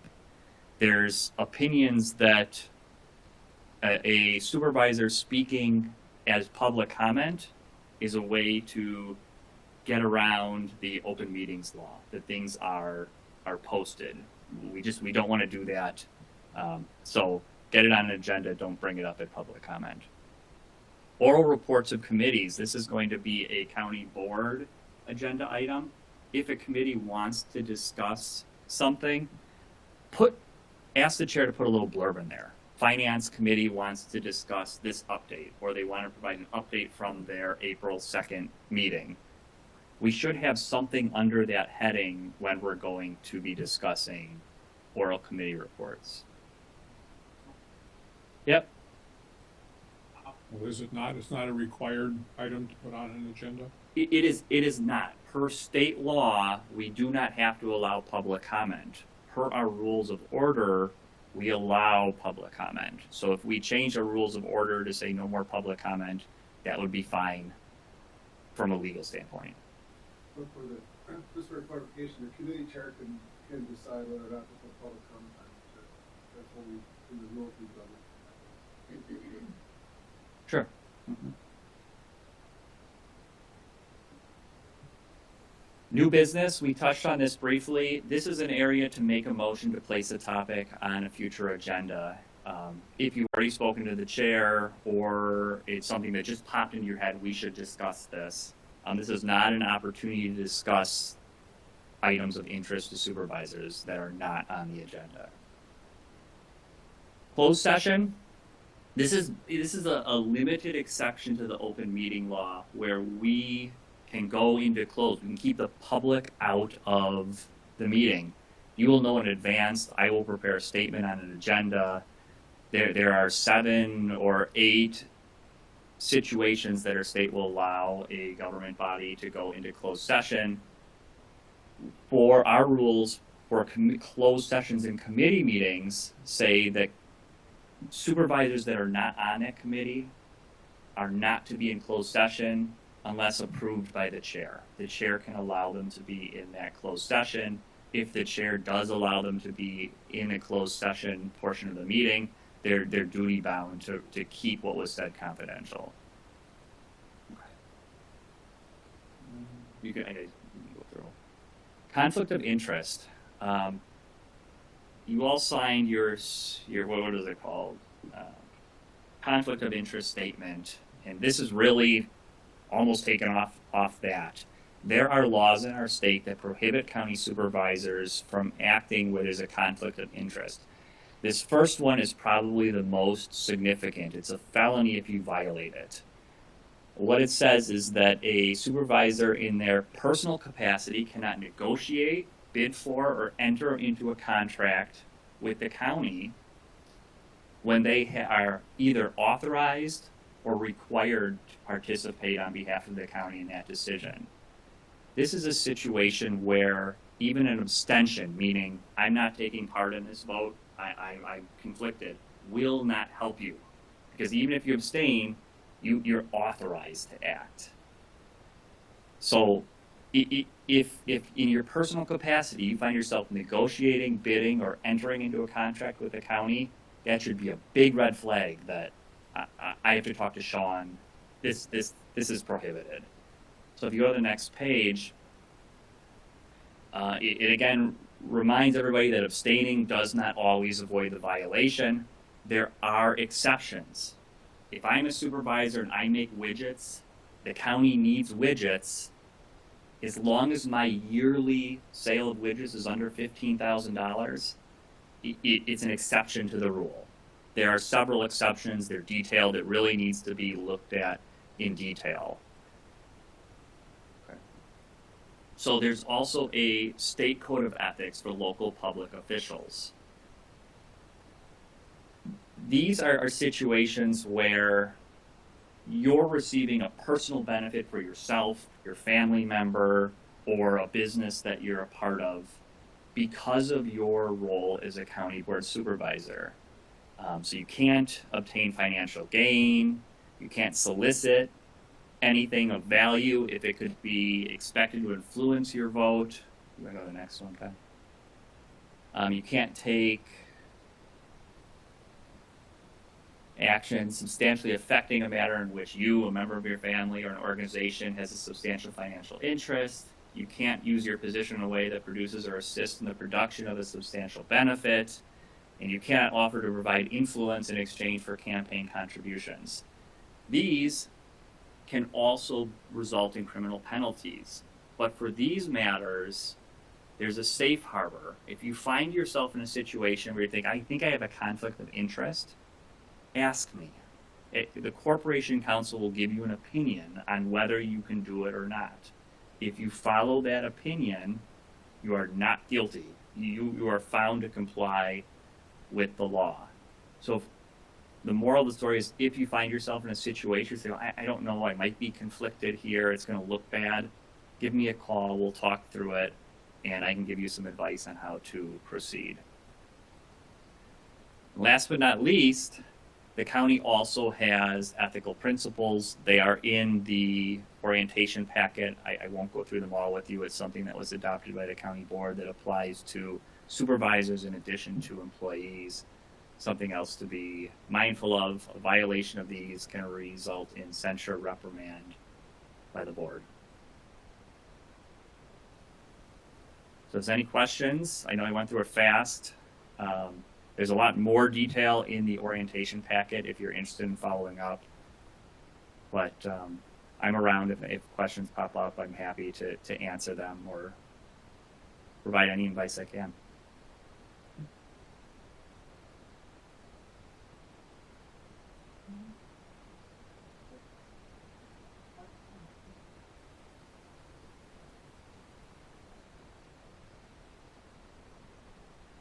All right, on to the next item. We are going to start with nominations for chair. You will get a nominating ballot. I will announce who those nominations are, and then we will move on to a voting ballot. Should just bypass it.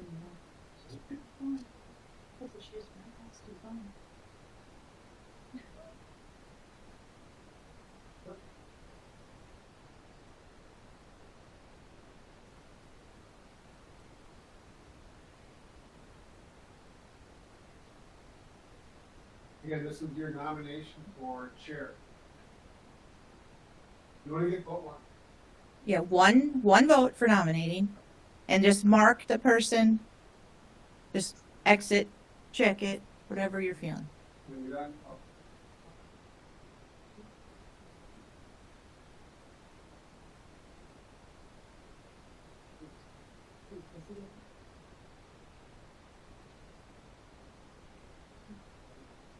No, you're welcome.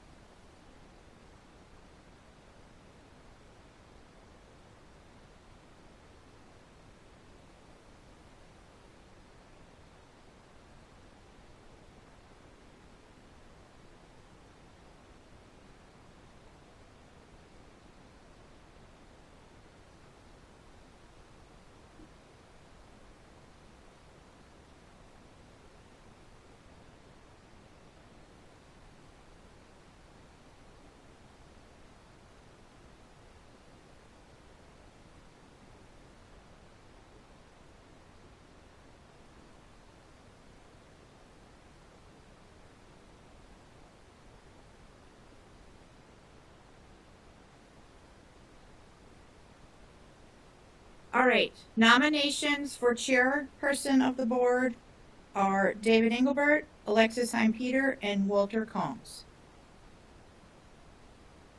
Do we want to move to voting? All right.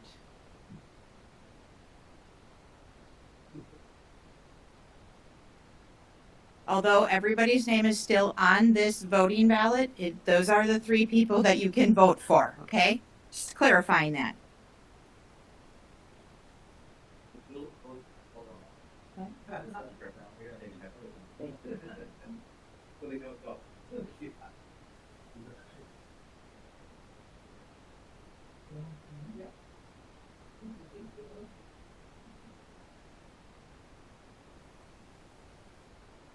And just as a note, both chair and vice chair do need a majority vote. So if we don't get that in round one, we go to round two.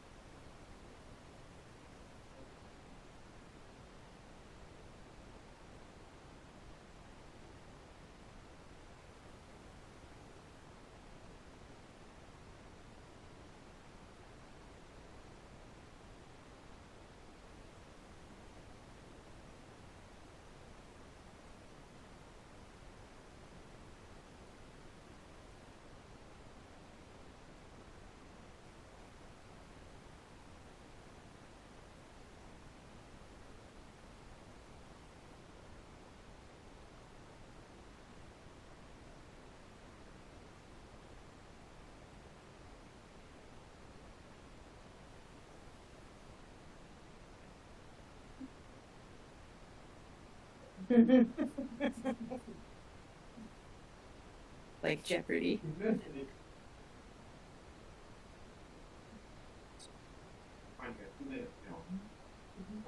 Did somebody vote twice?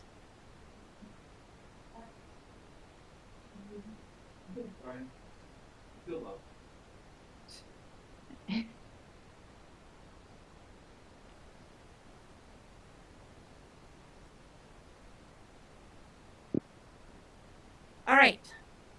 We have the votes in. I have 19, which is correct. 17 for David Engelbert and 2 for Alexis Heim-Peter. So, David, next term on our chair is elected. All right. Yeah, you could sit there. I'll handle it just for one more thing here. I know you're excited, but I'm going to keep my time on the floor. So now we are moving on to nominating for vice chairperson, please. And again, just mark the name.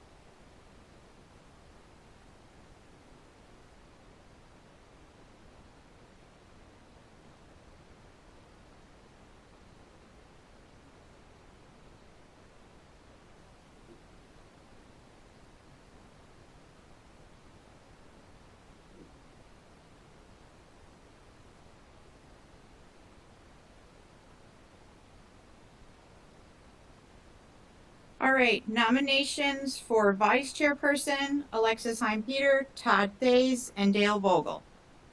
We ready to move on to voting?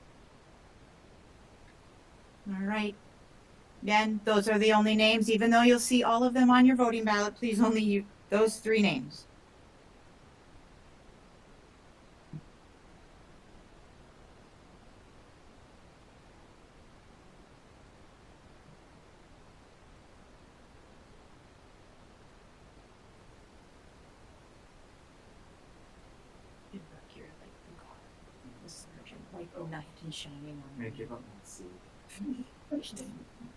You want us to move, Ken? You know, this is- For this? Shall I give over to you both at this time?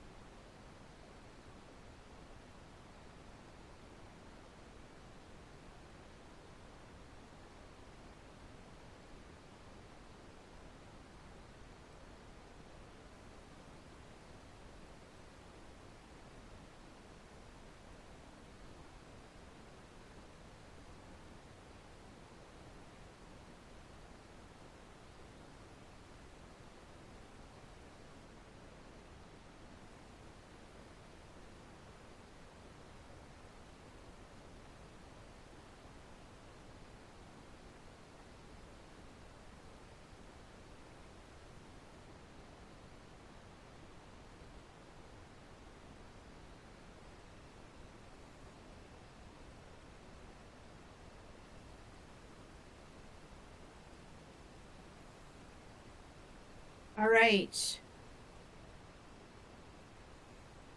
Alexis received 5 and Todd received 14. Todd is our vice chair of our board.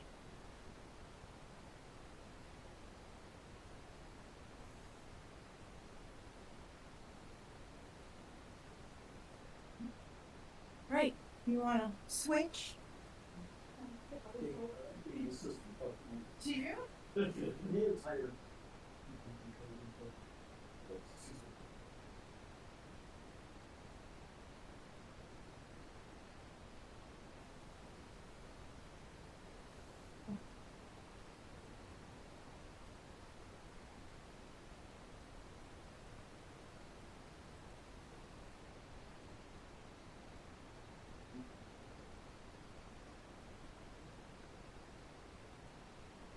Turn your mic on.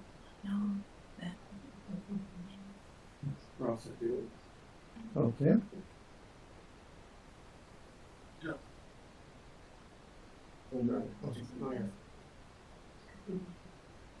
Okay, we'll continue with the 2/3 vote of the full county board.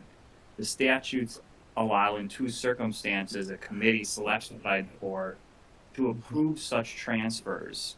Under the old rules of order, we allowed the finance committee to transfer funds from one line item of an individual department's account to a line item of that same department of up to $10,000. The statutes also allow transfers from a contingent fund into the department for a line item. What I did was it initially had copied the statutory language to authorize the finance committee to make both of those changes. There are statutory limits. Administrative committee wanted to curtail that spending authority to no greater than $50,000. So that change was made. So as the rule's written now, there is the statutory cap or $50,000, whichever is less, allowing the finance committee to make some post-budget transfers of funds. This will prevent, as I alluded to earlier, the full county board from having to take a 2/3 vote on that. That said, the way that the finance committee had recommended the change made be is that there's still a report. If Finance Committee decides to make such a transfer or report that transfer will come to the next county board, so county board is aware of it. This does not require the Finance Committee to make that transfer. They can certainly seek a 2/3 vote from the full county board. But it's expanding on the ability of the Finance Committee to make some relatively smaller dollar transfers post-budget without receiving full board supermajority vote. That was item 25 on page 5 of the agenda packet. The second change was on page 9 of the agenda packet to Rule of Order number 45, which is new. The Wisconsin Counties Association puts out a model county board rules of order. I compared that with our rules of order and saw what areas were we lacking in things, or what areas in our rules were not addressed that were addressed in the model rules. And this was one of those areas that was addressed in the model rules. I read it and I thought it's a good rule to have a designated county spokesperson for the county board so that we're getting a consistent message of what is the county's position on things. This rule places that authority in the county board chair to be the official spokesperson for the county board. If a supervisor wants to make a statement on their own, there needs to be a disclaimer that this is my own view. This does not reflect the view of the county board, so that we have that one person. And this again was discussed at admin and forwarded on to county board for its consideration. Now, do we want to go on to some of the other? There were some changes to the what do we call this? The powers and duties of county board subunits. Those changes were on page 18 of the agenda packet. The broadband committee is proceeding into a little bit new direction now that funding and some changes have been made. So the description of what the broadband committee does was updated to reflect what it will be doing in the future. The other change was on page 20 of the agenda packet. Regarding the Sister City Informal Advisory Group, that committee was disbanded. It wasn't really meeting. It wasn't an active committee, so we cleaned up our documents to remove that as a committee. Otherwise, I don't think there were any other changes to the rules of the county board, the rules of the committees, or committee descriptions. Okay, I want to thank Sean for doing this review. Some of those are recommendations coming from WCA, things that the law firm there has recommended. Mm-hmm. And to proceed, we would need a motion to adopt this. Mr. Chair, I'll make a motion that we adopt our rules of order, our rules of operations of policy. Okay. Motion by Todd. I recognize Mr. Fisher's name, voice, I guess I should say.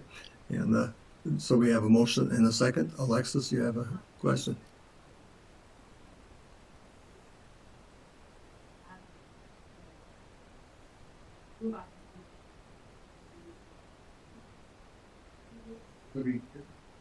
Yeah. You're talking about suggestions to these rules of order. Yes. Okay, go ahead, please. Yeah.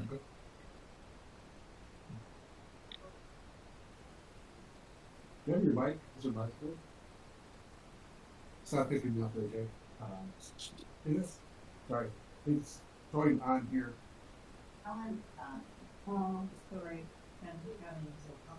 Sorry, go ahead. Can you hear me? No, you can't. Okay, Sorry. thanks. Thank you. So I have, that is much louder. Sorry about that. So I have a couple of things. I don't know if you have time to take them in order. But regarding rules of order number 1, I'd like to make a motion to request that the appropriate committee, likely to admin, conduct an earnest and honest investigation, deliberation, and recommendation back to the county board for alternative meeting times to the regular and statutory 9 a.m. county board meetings. I would request a status update on progress be provided to the county board no later, like 3 months, I said, about the July regular meeting of the county board. Could you repeat that portion, Alexis? I'm sorry. Yep, the status update, or a status update on progress shall be provided to the county board no later than July. Okay.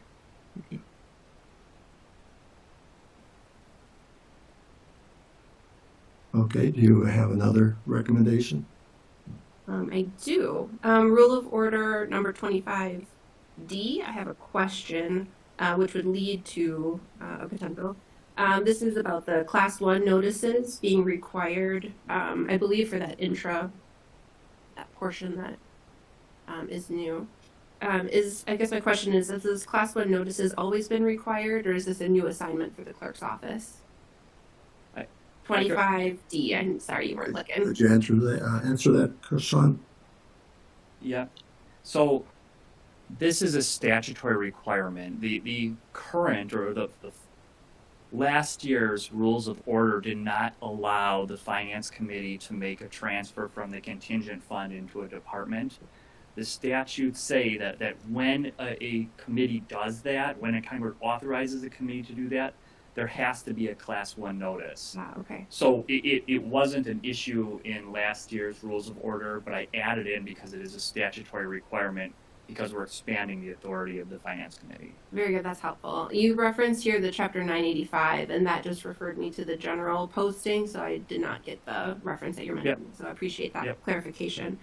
So what I'm hearing, though, is that is new assignment for the clerk's office, and hope that that office would be supported in whatever process changes need to happen for that. In number 39 on the similar topic, there's a reference to providing notice of. Is that also a class 1 notice, or just by means of inclusion in the agenda packet? That would be 39 refers to the donation, gifts, and grants. that's in the agenda packet. Very good. Thank you. So, and for those county board supervisors who don't know, a class notice is a statutorily required notice. There's a class 1, class 2, and class 3. A class 1 is a publication for 1 week. A class 2 is a publication in the paper for 2 successive weeks. A class 3 is a publication in the paper for 3 consecutive weeks, with the last publication being a week before whatever event it's proceeding. So they're very legal, they're specifically legally required notices. So for the donation, gifts, or grants, that's just a notice in the agenda packet that we as a committee did make this approval of a donation, gift, or grant under the threshold that would require county board approval.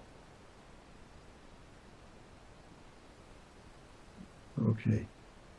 Okay, Alexis, I was just given, you had provided a written statement about what you were going to be talking about right now. You started out by saying that you would be making a motion regarding order number 1. The review of that by the administrative committee is something we can do. I guess I turn to Sean a little bit. We would need, if you're making it as a motion officially, then we need a second to discuss that. I second. Okay, second by Supervisor Shaw. And just to be clear on that, it's regarding rules number 1, as you indicated, a change in time of the various committees, I think is the gist of what you're talking about. It's of the county board, sir. Okay, of the county board, okay. And it would be for review by the appropriate committee, which would be the administrative committee. So Okay. just Go ahead. Just procedurally, so you have a motion on the floor to actually adopt as presented. What you're trying to do is legal, but that actually happened after it, so that would be, so if you want to, what's on the floor, you have to take items that are related to the item that's on the floor. So if there's a specific amendment you want to make, you make a motion to amend, and then we address the document that way. For your item, in terms of having a committee review it, you can still make that motion, but after this one's off the floor. So you'd either Yeah. adopt or not adopt, and you can say, also, I want to make a motion to have the committee review the times and have a report back, but that'd be after. So right now it'd be considered out of order. I apologize for the confusion. That's why I provided the Right. documents to Yeah. the clerk before, Right. and I understand that how I've had this written because it was prepared. Yep. The context changes, so it Mm. wasn't Yep. intentional. No. Right. We're just trying to cover it. So- Yeah, so I'm just making sure that you guys understand that Yeah. provided you guys are set. You're good. Yeah, I guess what I'm saying is that if there's, I didn't see your thing, but if there's items that you want to make a motion, like other changes, make a motion on like specific changes, and then we'll take out the changes and then adopt it. And then if you still want, let's say, for example, for us to review the meetings of the time, make that motion after we get this one off the floor, would be a way Okay. to do it. And to say, So maybe the, to say that another way is that the first motion to look at it isn't changing the rules right now. So maybe we should take up with an amendment the sections that you do want to change to the rules now. Once we have that set, then a motion to look that up or to look into changing the time of the county board meetings would be in order. very good. So I guess I will move to my, not move, sorry, wrong. I will go down to rules of order number 36, and then this is about this is just a little cleanup thing. Let me go to it. So number 36 is about the nepotism, and I just read weird all of the like members, wife, husband, father, mother, guardian, sister, brother, like all of these things. So I was what I'm hearing you say is I would make a motion to amend this particular section in order to shorten and generalize the listings to members, spouse, minor or adult child, parent, guardian, or sibling, just to shorten, and I don't think it changes the context, but it just cleans up the language. Okay. Sean, typically, I believe we would adopt the rules of order at this reorganization meeting. Alexis has a number of changes here, which we can have amendments to the rules, or could they in general, if Alexis was willing, refer those all to the admin committee for review to bring back at another meeting? Would that be more clear or not? The rules of order can be amended at At any time. time. But Yeah. now including, so it would be up to Supervisor Hein Peter if you wanted to make that motion now or to refer. I mean, I'm It's a place of- for today. I think these are changes that are pretty clear cut Okay. and impact. Like I said, I already considered referring that back. That was my number one, right? I understand the authority and the committee structure, so I appreciate the opportunity to refer that back to the admin committee. And if we need to take that after the current motion that Supervisor Fays has on the floor, I'm in your qualified hands, I'm sure. But then some of these other things do, I believe, impact small changes. And my other last question that I haven't gotten to, and I feel like I've been interrupted a little bit here, Mr. Chair, is this number 45 and just the framing of it.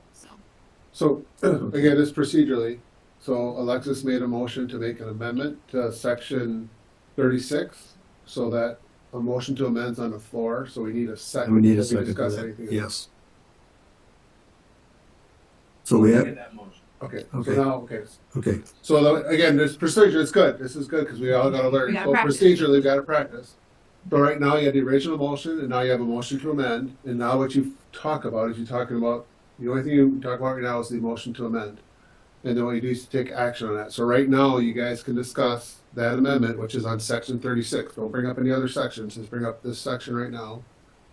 Is there any questions or discussion on item 36 as he presented the motion to amend?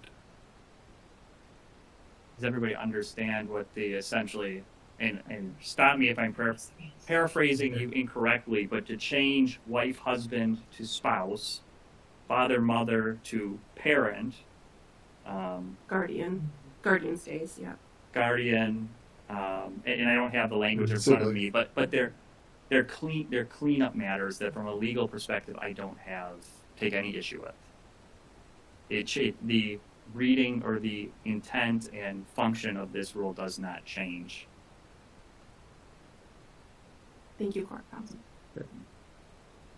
okay. So we do have, I got a question though. We had an earlier motion and a second regarding order number 1. No, that was pulled off because It was pulled off. order. Oh, I'll Okay. pull that motion. Just, I'll withdraw that until we Yeah. talk about it later. Yeah. okay. I know there was a recommendation, but it was still on the floor. Okay. Thank you. So we're dealing with the amendment to rule number 36, revising the listed relationships, shorten and generalize the relationships to spouse, minor, or adult child, parent, guardian, or sibling. Thank you, Mr. Chair. Okay. Is there any discussion on that amendment? Mr. Combs? Be more appropriate, send this writing to the future administrative committee, so they can study it a little bit better than verbally here. You have it written down up there, but we don't hear Yeah. whatever you might have. So I would prefer that it be presented to the administrative committee for them to digest and then act on and make a recommendation out of that committee. Okay. We are using our devices today, so in order to request to speak, I'd like you to raise your hand and indicate that you would like to comment. Any other comment from any other supervisor? Okay, seeing none, we would be voting on the amendments, You're voting just on the amendment on now. amendment only. And an aye vote is to implement the changes in the language. Mr. Thais? To Bud's point, which I think is well taken, if we were to vote no on this amendment, that doesn't mean that it can't still go to the admin committee for review Correct. in the future, correct? Correct. All right, Yeah. all right, thank you. That would require another amendment. To send it back to the admin committee for review.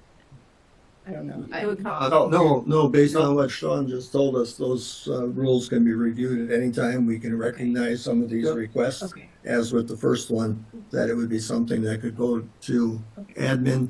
And kind of following Bud's thought, I think, is that any of these items could go back to admin for review and come forward at another meeting.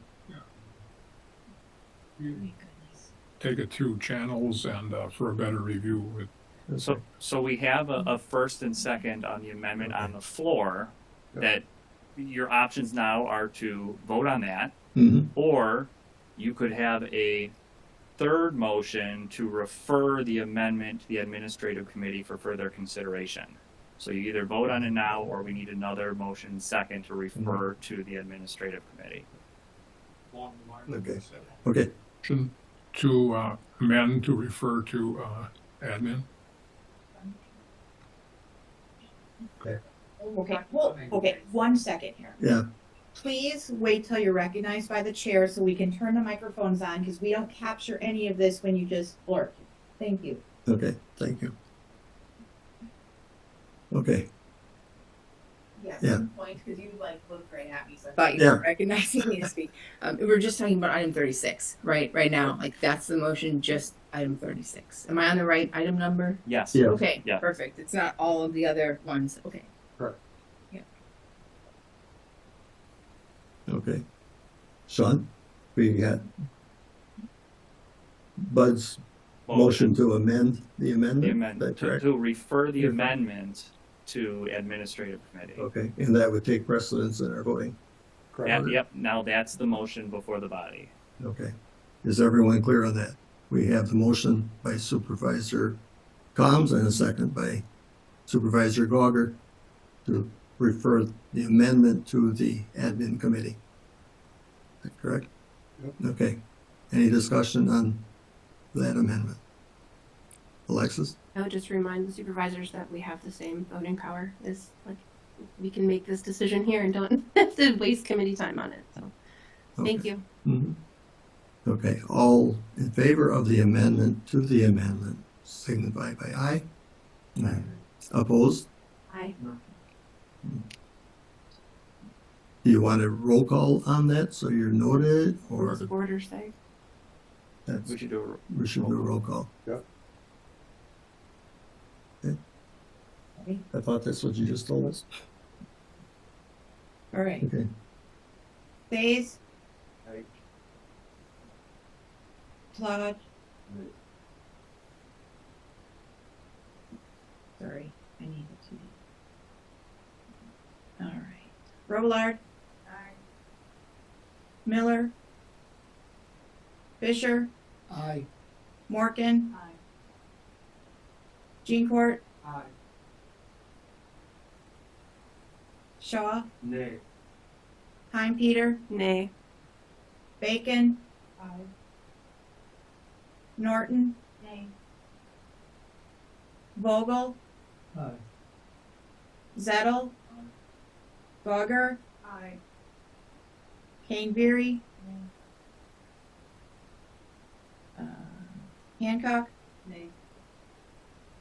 Pluff, Combs, Engelbert. Aye.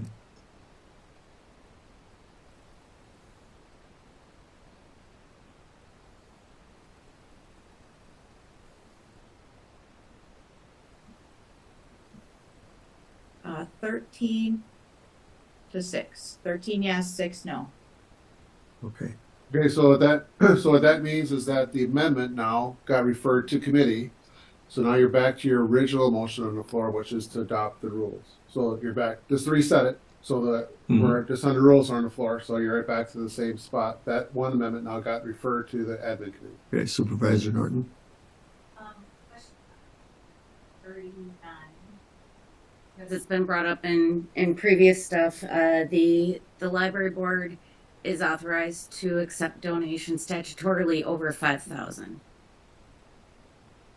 Does that need to be added to this? Because they can do it without the board approval. I mean, it's been brought up in previous meetings did and make stuff like that. change. Yep. That's already in there, so this is I actually. don't know why it's not already. We did amend that recently. Okay. So for whatever reason, that's not reflected in here, but Do I need to make a motion to have that added in? It's in there. No, You it's in adopted there. it before. Okay. it's in there. All right. That was my only thing. Okay. Supervisor Hancock. Question and not amendment on, but can you explain which contingency fund and if it's per item or if that's a total for the budget year? So we have multiple contingent funds for different areas of our budget. So if we have a vehicle replacement contingency and we have an accident of I don't know, let's say a squad car. I may be making stuff up at this point, but we have an accident of a squad car. We need to replace that squad car, and it costs $30,000 to replace the squad car, and the contingent fund is $1 million. Finance could authorize taking money from the vehicle replacement fund to purchase a new squad car. So there isn't one contingent for the entire county. We have contingency funds for certain areas of the budget that are approved by the county board when we adopt the budget.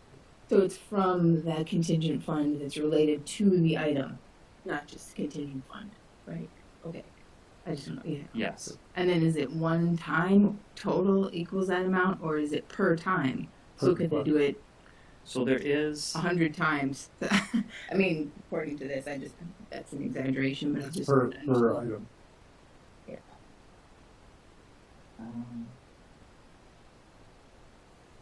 So there's a limitation, and I wanted to make sure I get this right. So depending on how the numbers work out, in the case of an individual office, department, or activity, the total funds can't exceed 10% of the funds provided at department, office, or activity. So say we have the tower project. That's a multi-million-dollar project. Total from the contingent fund can't exceed 10% of that. So that's the statutory check. So there is an aspect of it where we look at an annual, but for most circumstances, it's going to be a $50,000 per transfer or less if that's the statute. And if there isn't a designated contingent fund for that item, then this would just be mute, like there wouldn't be. There would not be a contingent funded to fund that item. Thank you. Yeah. Okay, so Sean, with your assistance, I believe we do have the motion and a second to adopt the rules of order as presented. That's what's And before that's the what's board, yeah. Before the board right now. Yep. Okay, Unless there's any other. is there any other comments to that? Supervisor Shaw. Yes, I would like to look at, number 44 on the rules of order. I'm curious if there is a reason that it is only the county board chair that is allowed to bring those forward and not the committees themselves. Compared to resolutions in the past, there's precedent that resolutions are brought to the board by the committee, not just the chairperson. So I'm curious if there's a legal reason that that is the case, or if there's an opportunity to amend that.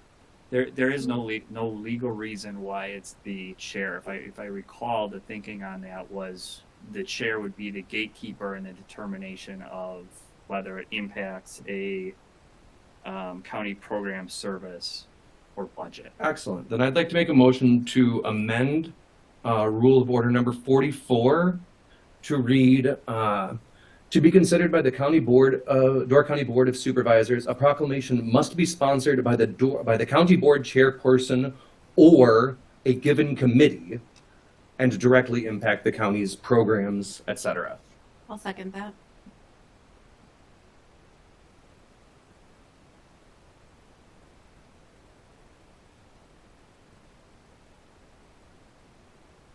Okay. So we have a motion by Supervisor Shaw and a second by Supervisor Hein-Peter to change the ruling, the order, the law, recommendation under 44 proclamations that it can be presented by the county board chair or the given committee overseeing that the proclamation would come from. Any further discussion on that? Is everyone kind of clear on that?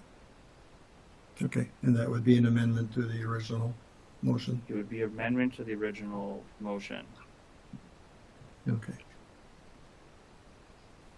Seeing no indication of further discussion, all in favor of the amendment to Rule 44, signify by aye.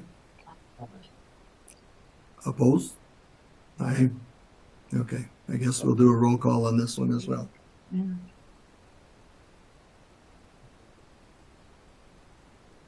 All right. Lahaj. Aye.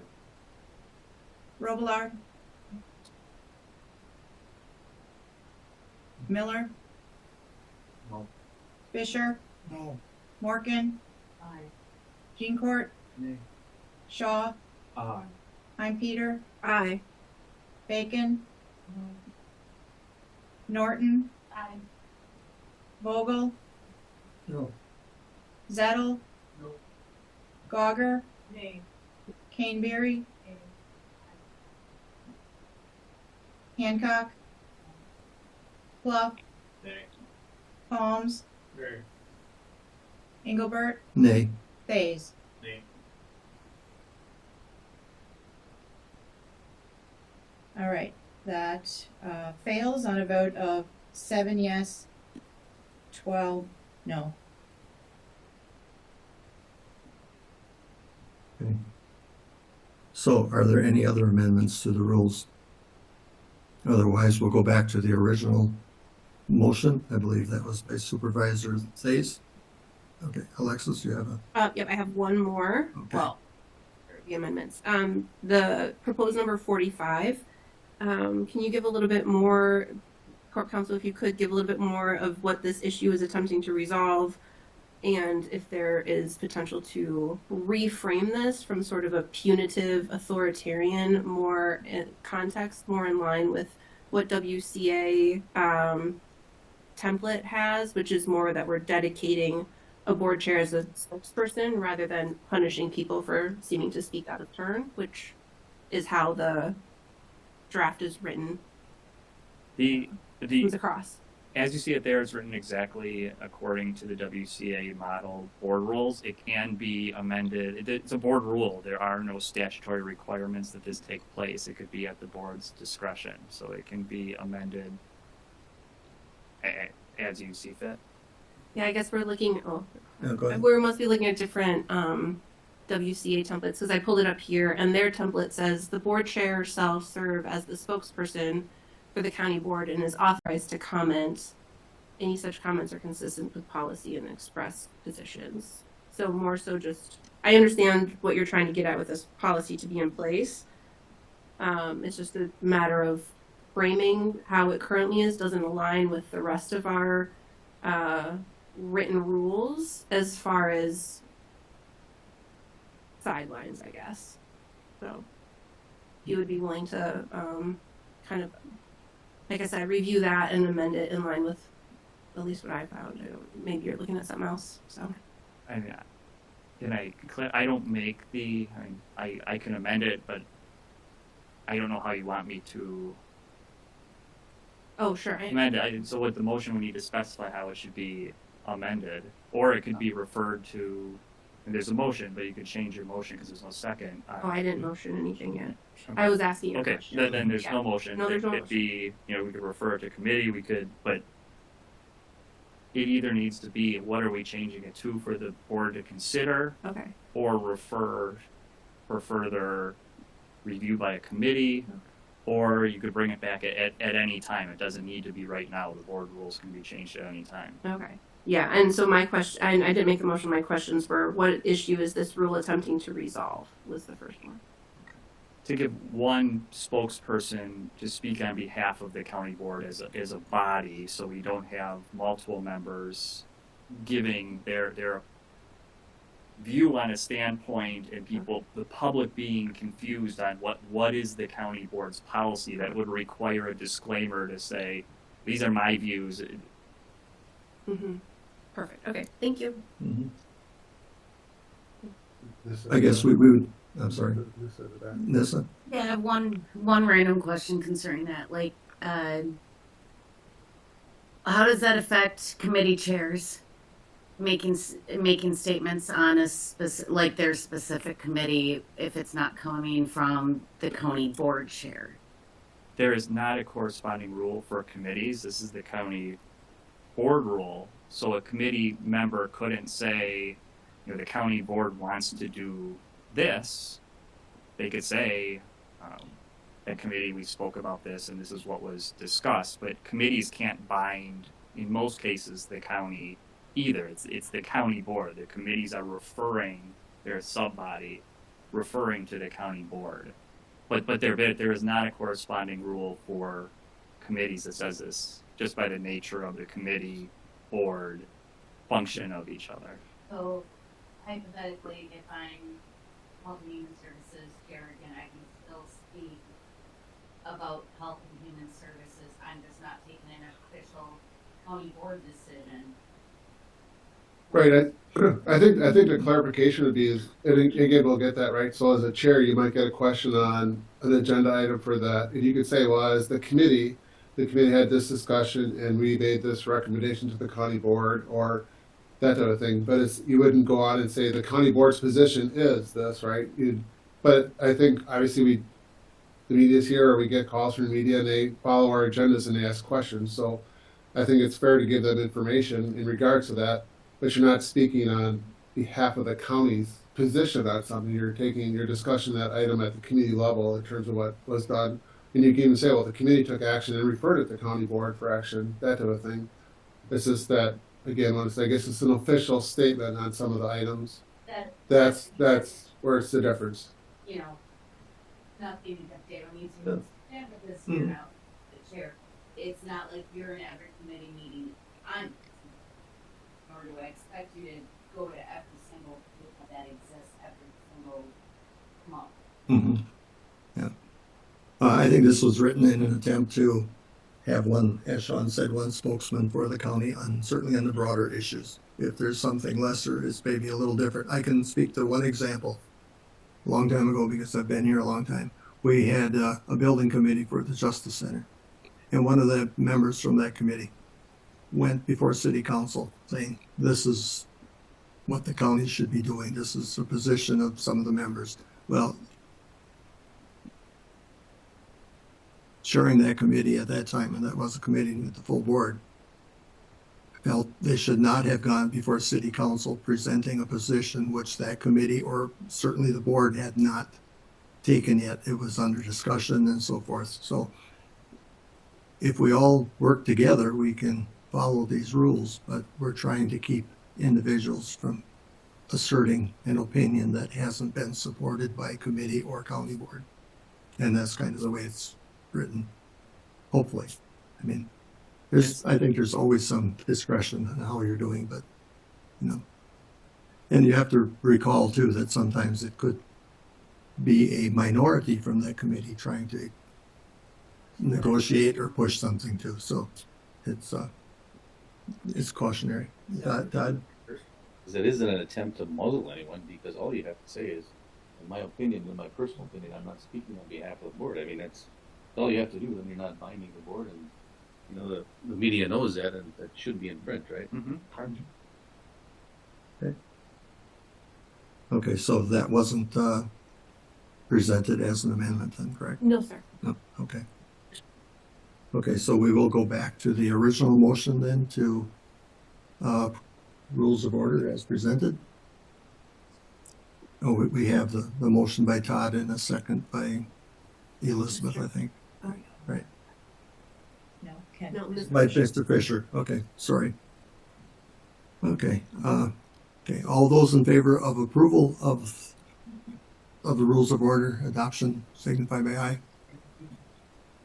Playing it again. Okay, Voting on, we've done. you want to try? You're voting on to adopt the rules of order and duties of the subcommittees as presented. With, What was in your without packet. amendment. Okay. Okay. All in favor of approval signify by aye. Opposed? Okay. That carries, I believe, unanimously. There was no indication.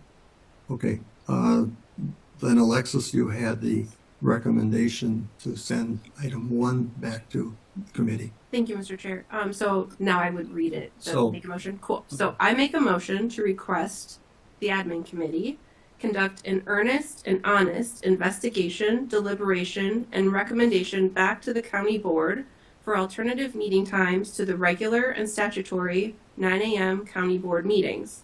A status update on progress shall be provided to the county board no later than the July regular meeting of the county board. I don't mean that we have to have a recommendation. I'm just looking for a status update in 3 months. Okay. Okay, their motion by Supervisor Heim Peter, second by Supervisor Shaw.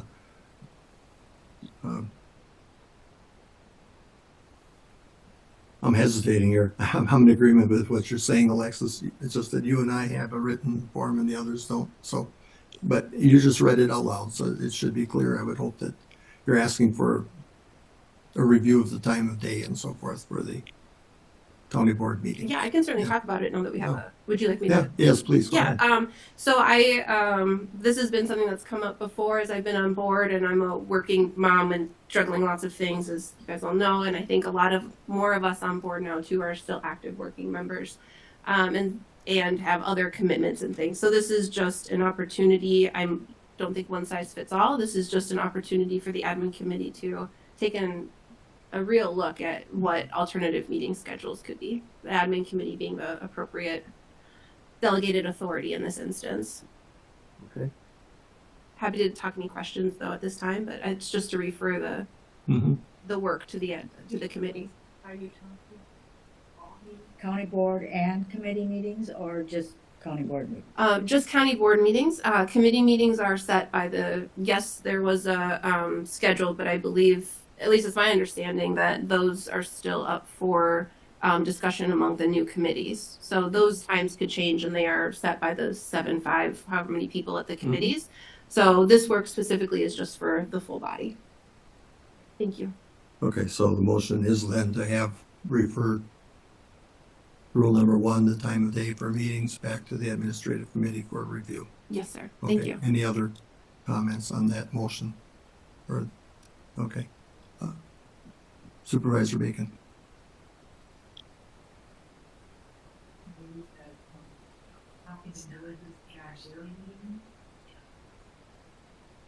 The city, I'm pretty well tied up. Tuesdays and Wednesdays are absolutely out. And most Mondays also, so I'm just wondering if other people would have a conflict with other local meetings. Supervisor Gauger. Be discussed, and if it were to be implemented, I would say it would be for the next term. Many people have made arrangements when they commit to running to these schedules So there are town board meetings that we attend, and so I wouldn't mind entertaining it at the administrative committee level, but I wouldn't want it to be implemented till our next term. That could be discussion at the admin committee level to For arrive those at kind of the best solution. Okay, Supervisor Hancock. I'm assuming that a review, or if you would consider to have a survey of the members of the board, I mean, that's kind of the point of the review, or maybe just that committee, but Yeah, it's just directly Okay. impacts everybody else. Supervisor Bacon. Because the city council meetings is not something that I can just go and say, hey, you know, I have this other option. Those are meetings that are set. Mm-hmm. And the committee meetings also kind of correspond with that. Okay. Okay. We do have that motion on the floor to have the admin committee review rules of order number 1. So, all in favor of approval of the amendment signify by aye. Opposed? Okay. Do you want a roll call vote on that, or it seems as though there's 2 or 3 voices in opposition, but we can ask for a roll call? Yes?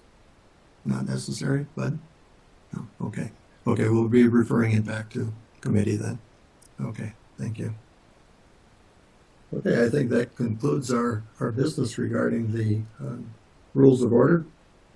The next would be a lunch for most members while we're having a committee on committees, taking a look at committee appointments. My recommendation for that committee on committees would be Supervisors Norton, Miller, Fisher, Combs, Zettel, Thase, and myself. And we'll be meeting upstairs in the administrative office area, meeting room there. So again, just really quick before you go, we have lunch in the Peninsula Room, so please go have lunch. And again, the individuals that David just read off, please grab lunch and then come upstairs to the administrative conference room. And then you'll have lunch until we're done with that portion, and we'll call everyone back in and we'll continue in with the meetings. But right now we'll be on recess as that goes forward. I can go through the names once more in case you missed them. Myself, Todd Thase, Hugh Zettel, Bud Combs, Ken Fisher, Jeff Miller, and Nissa Norton.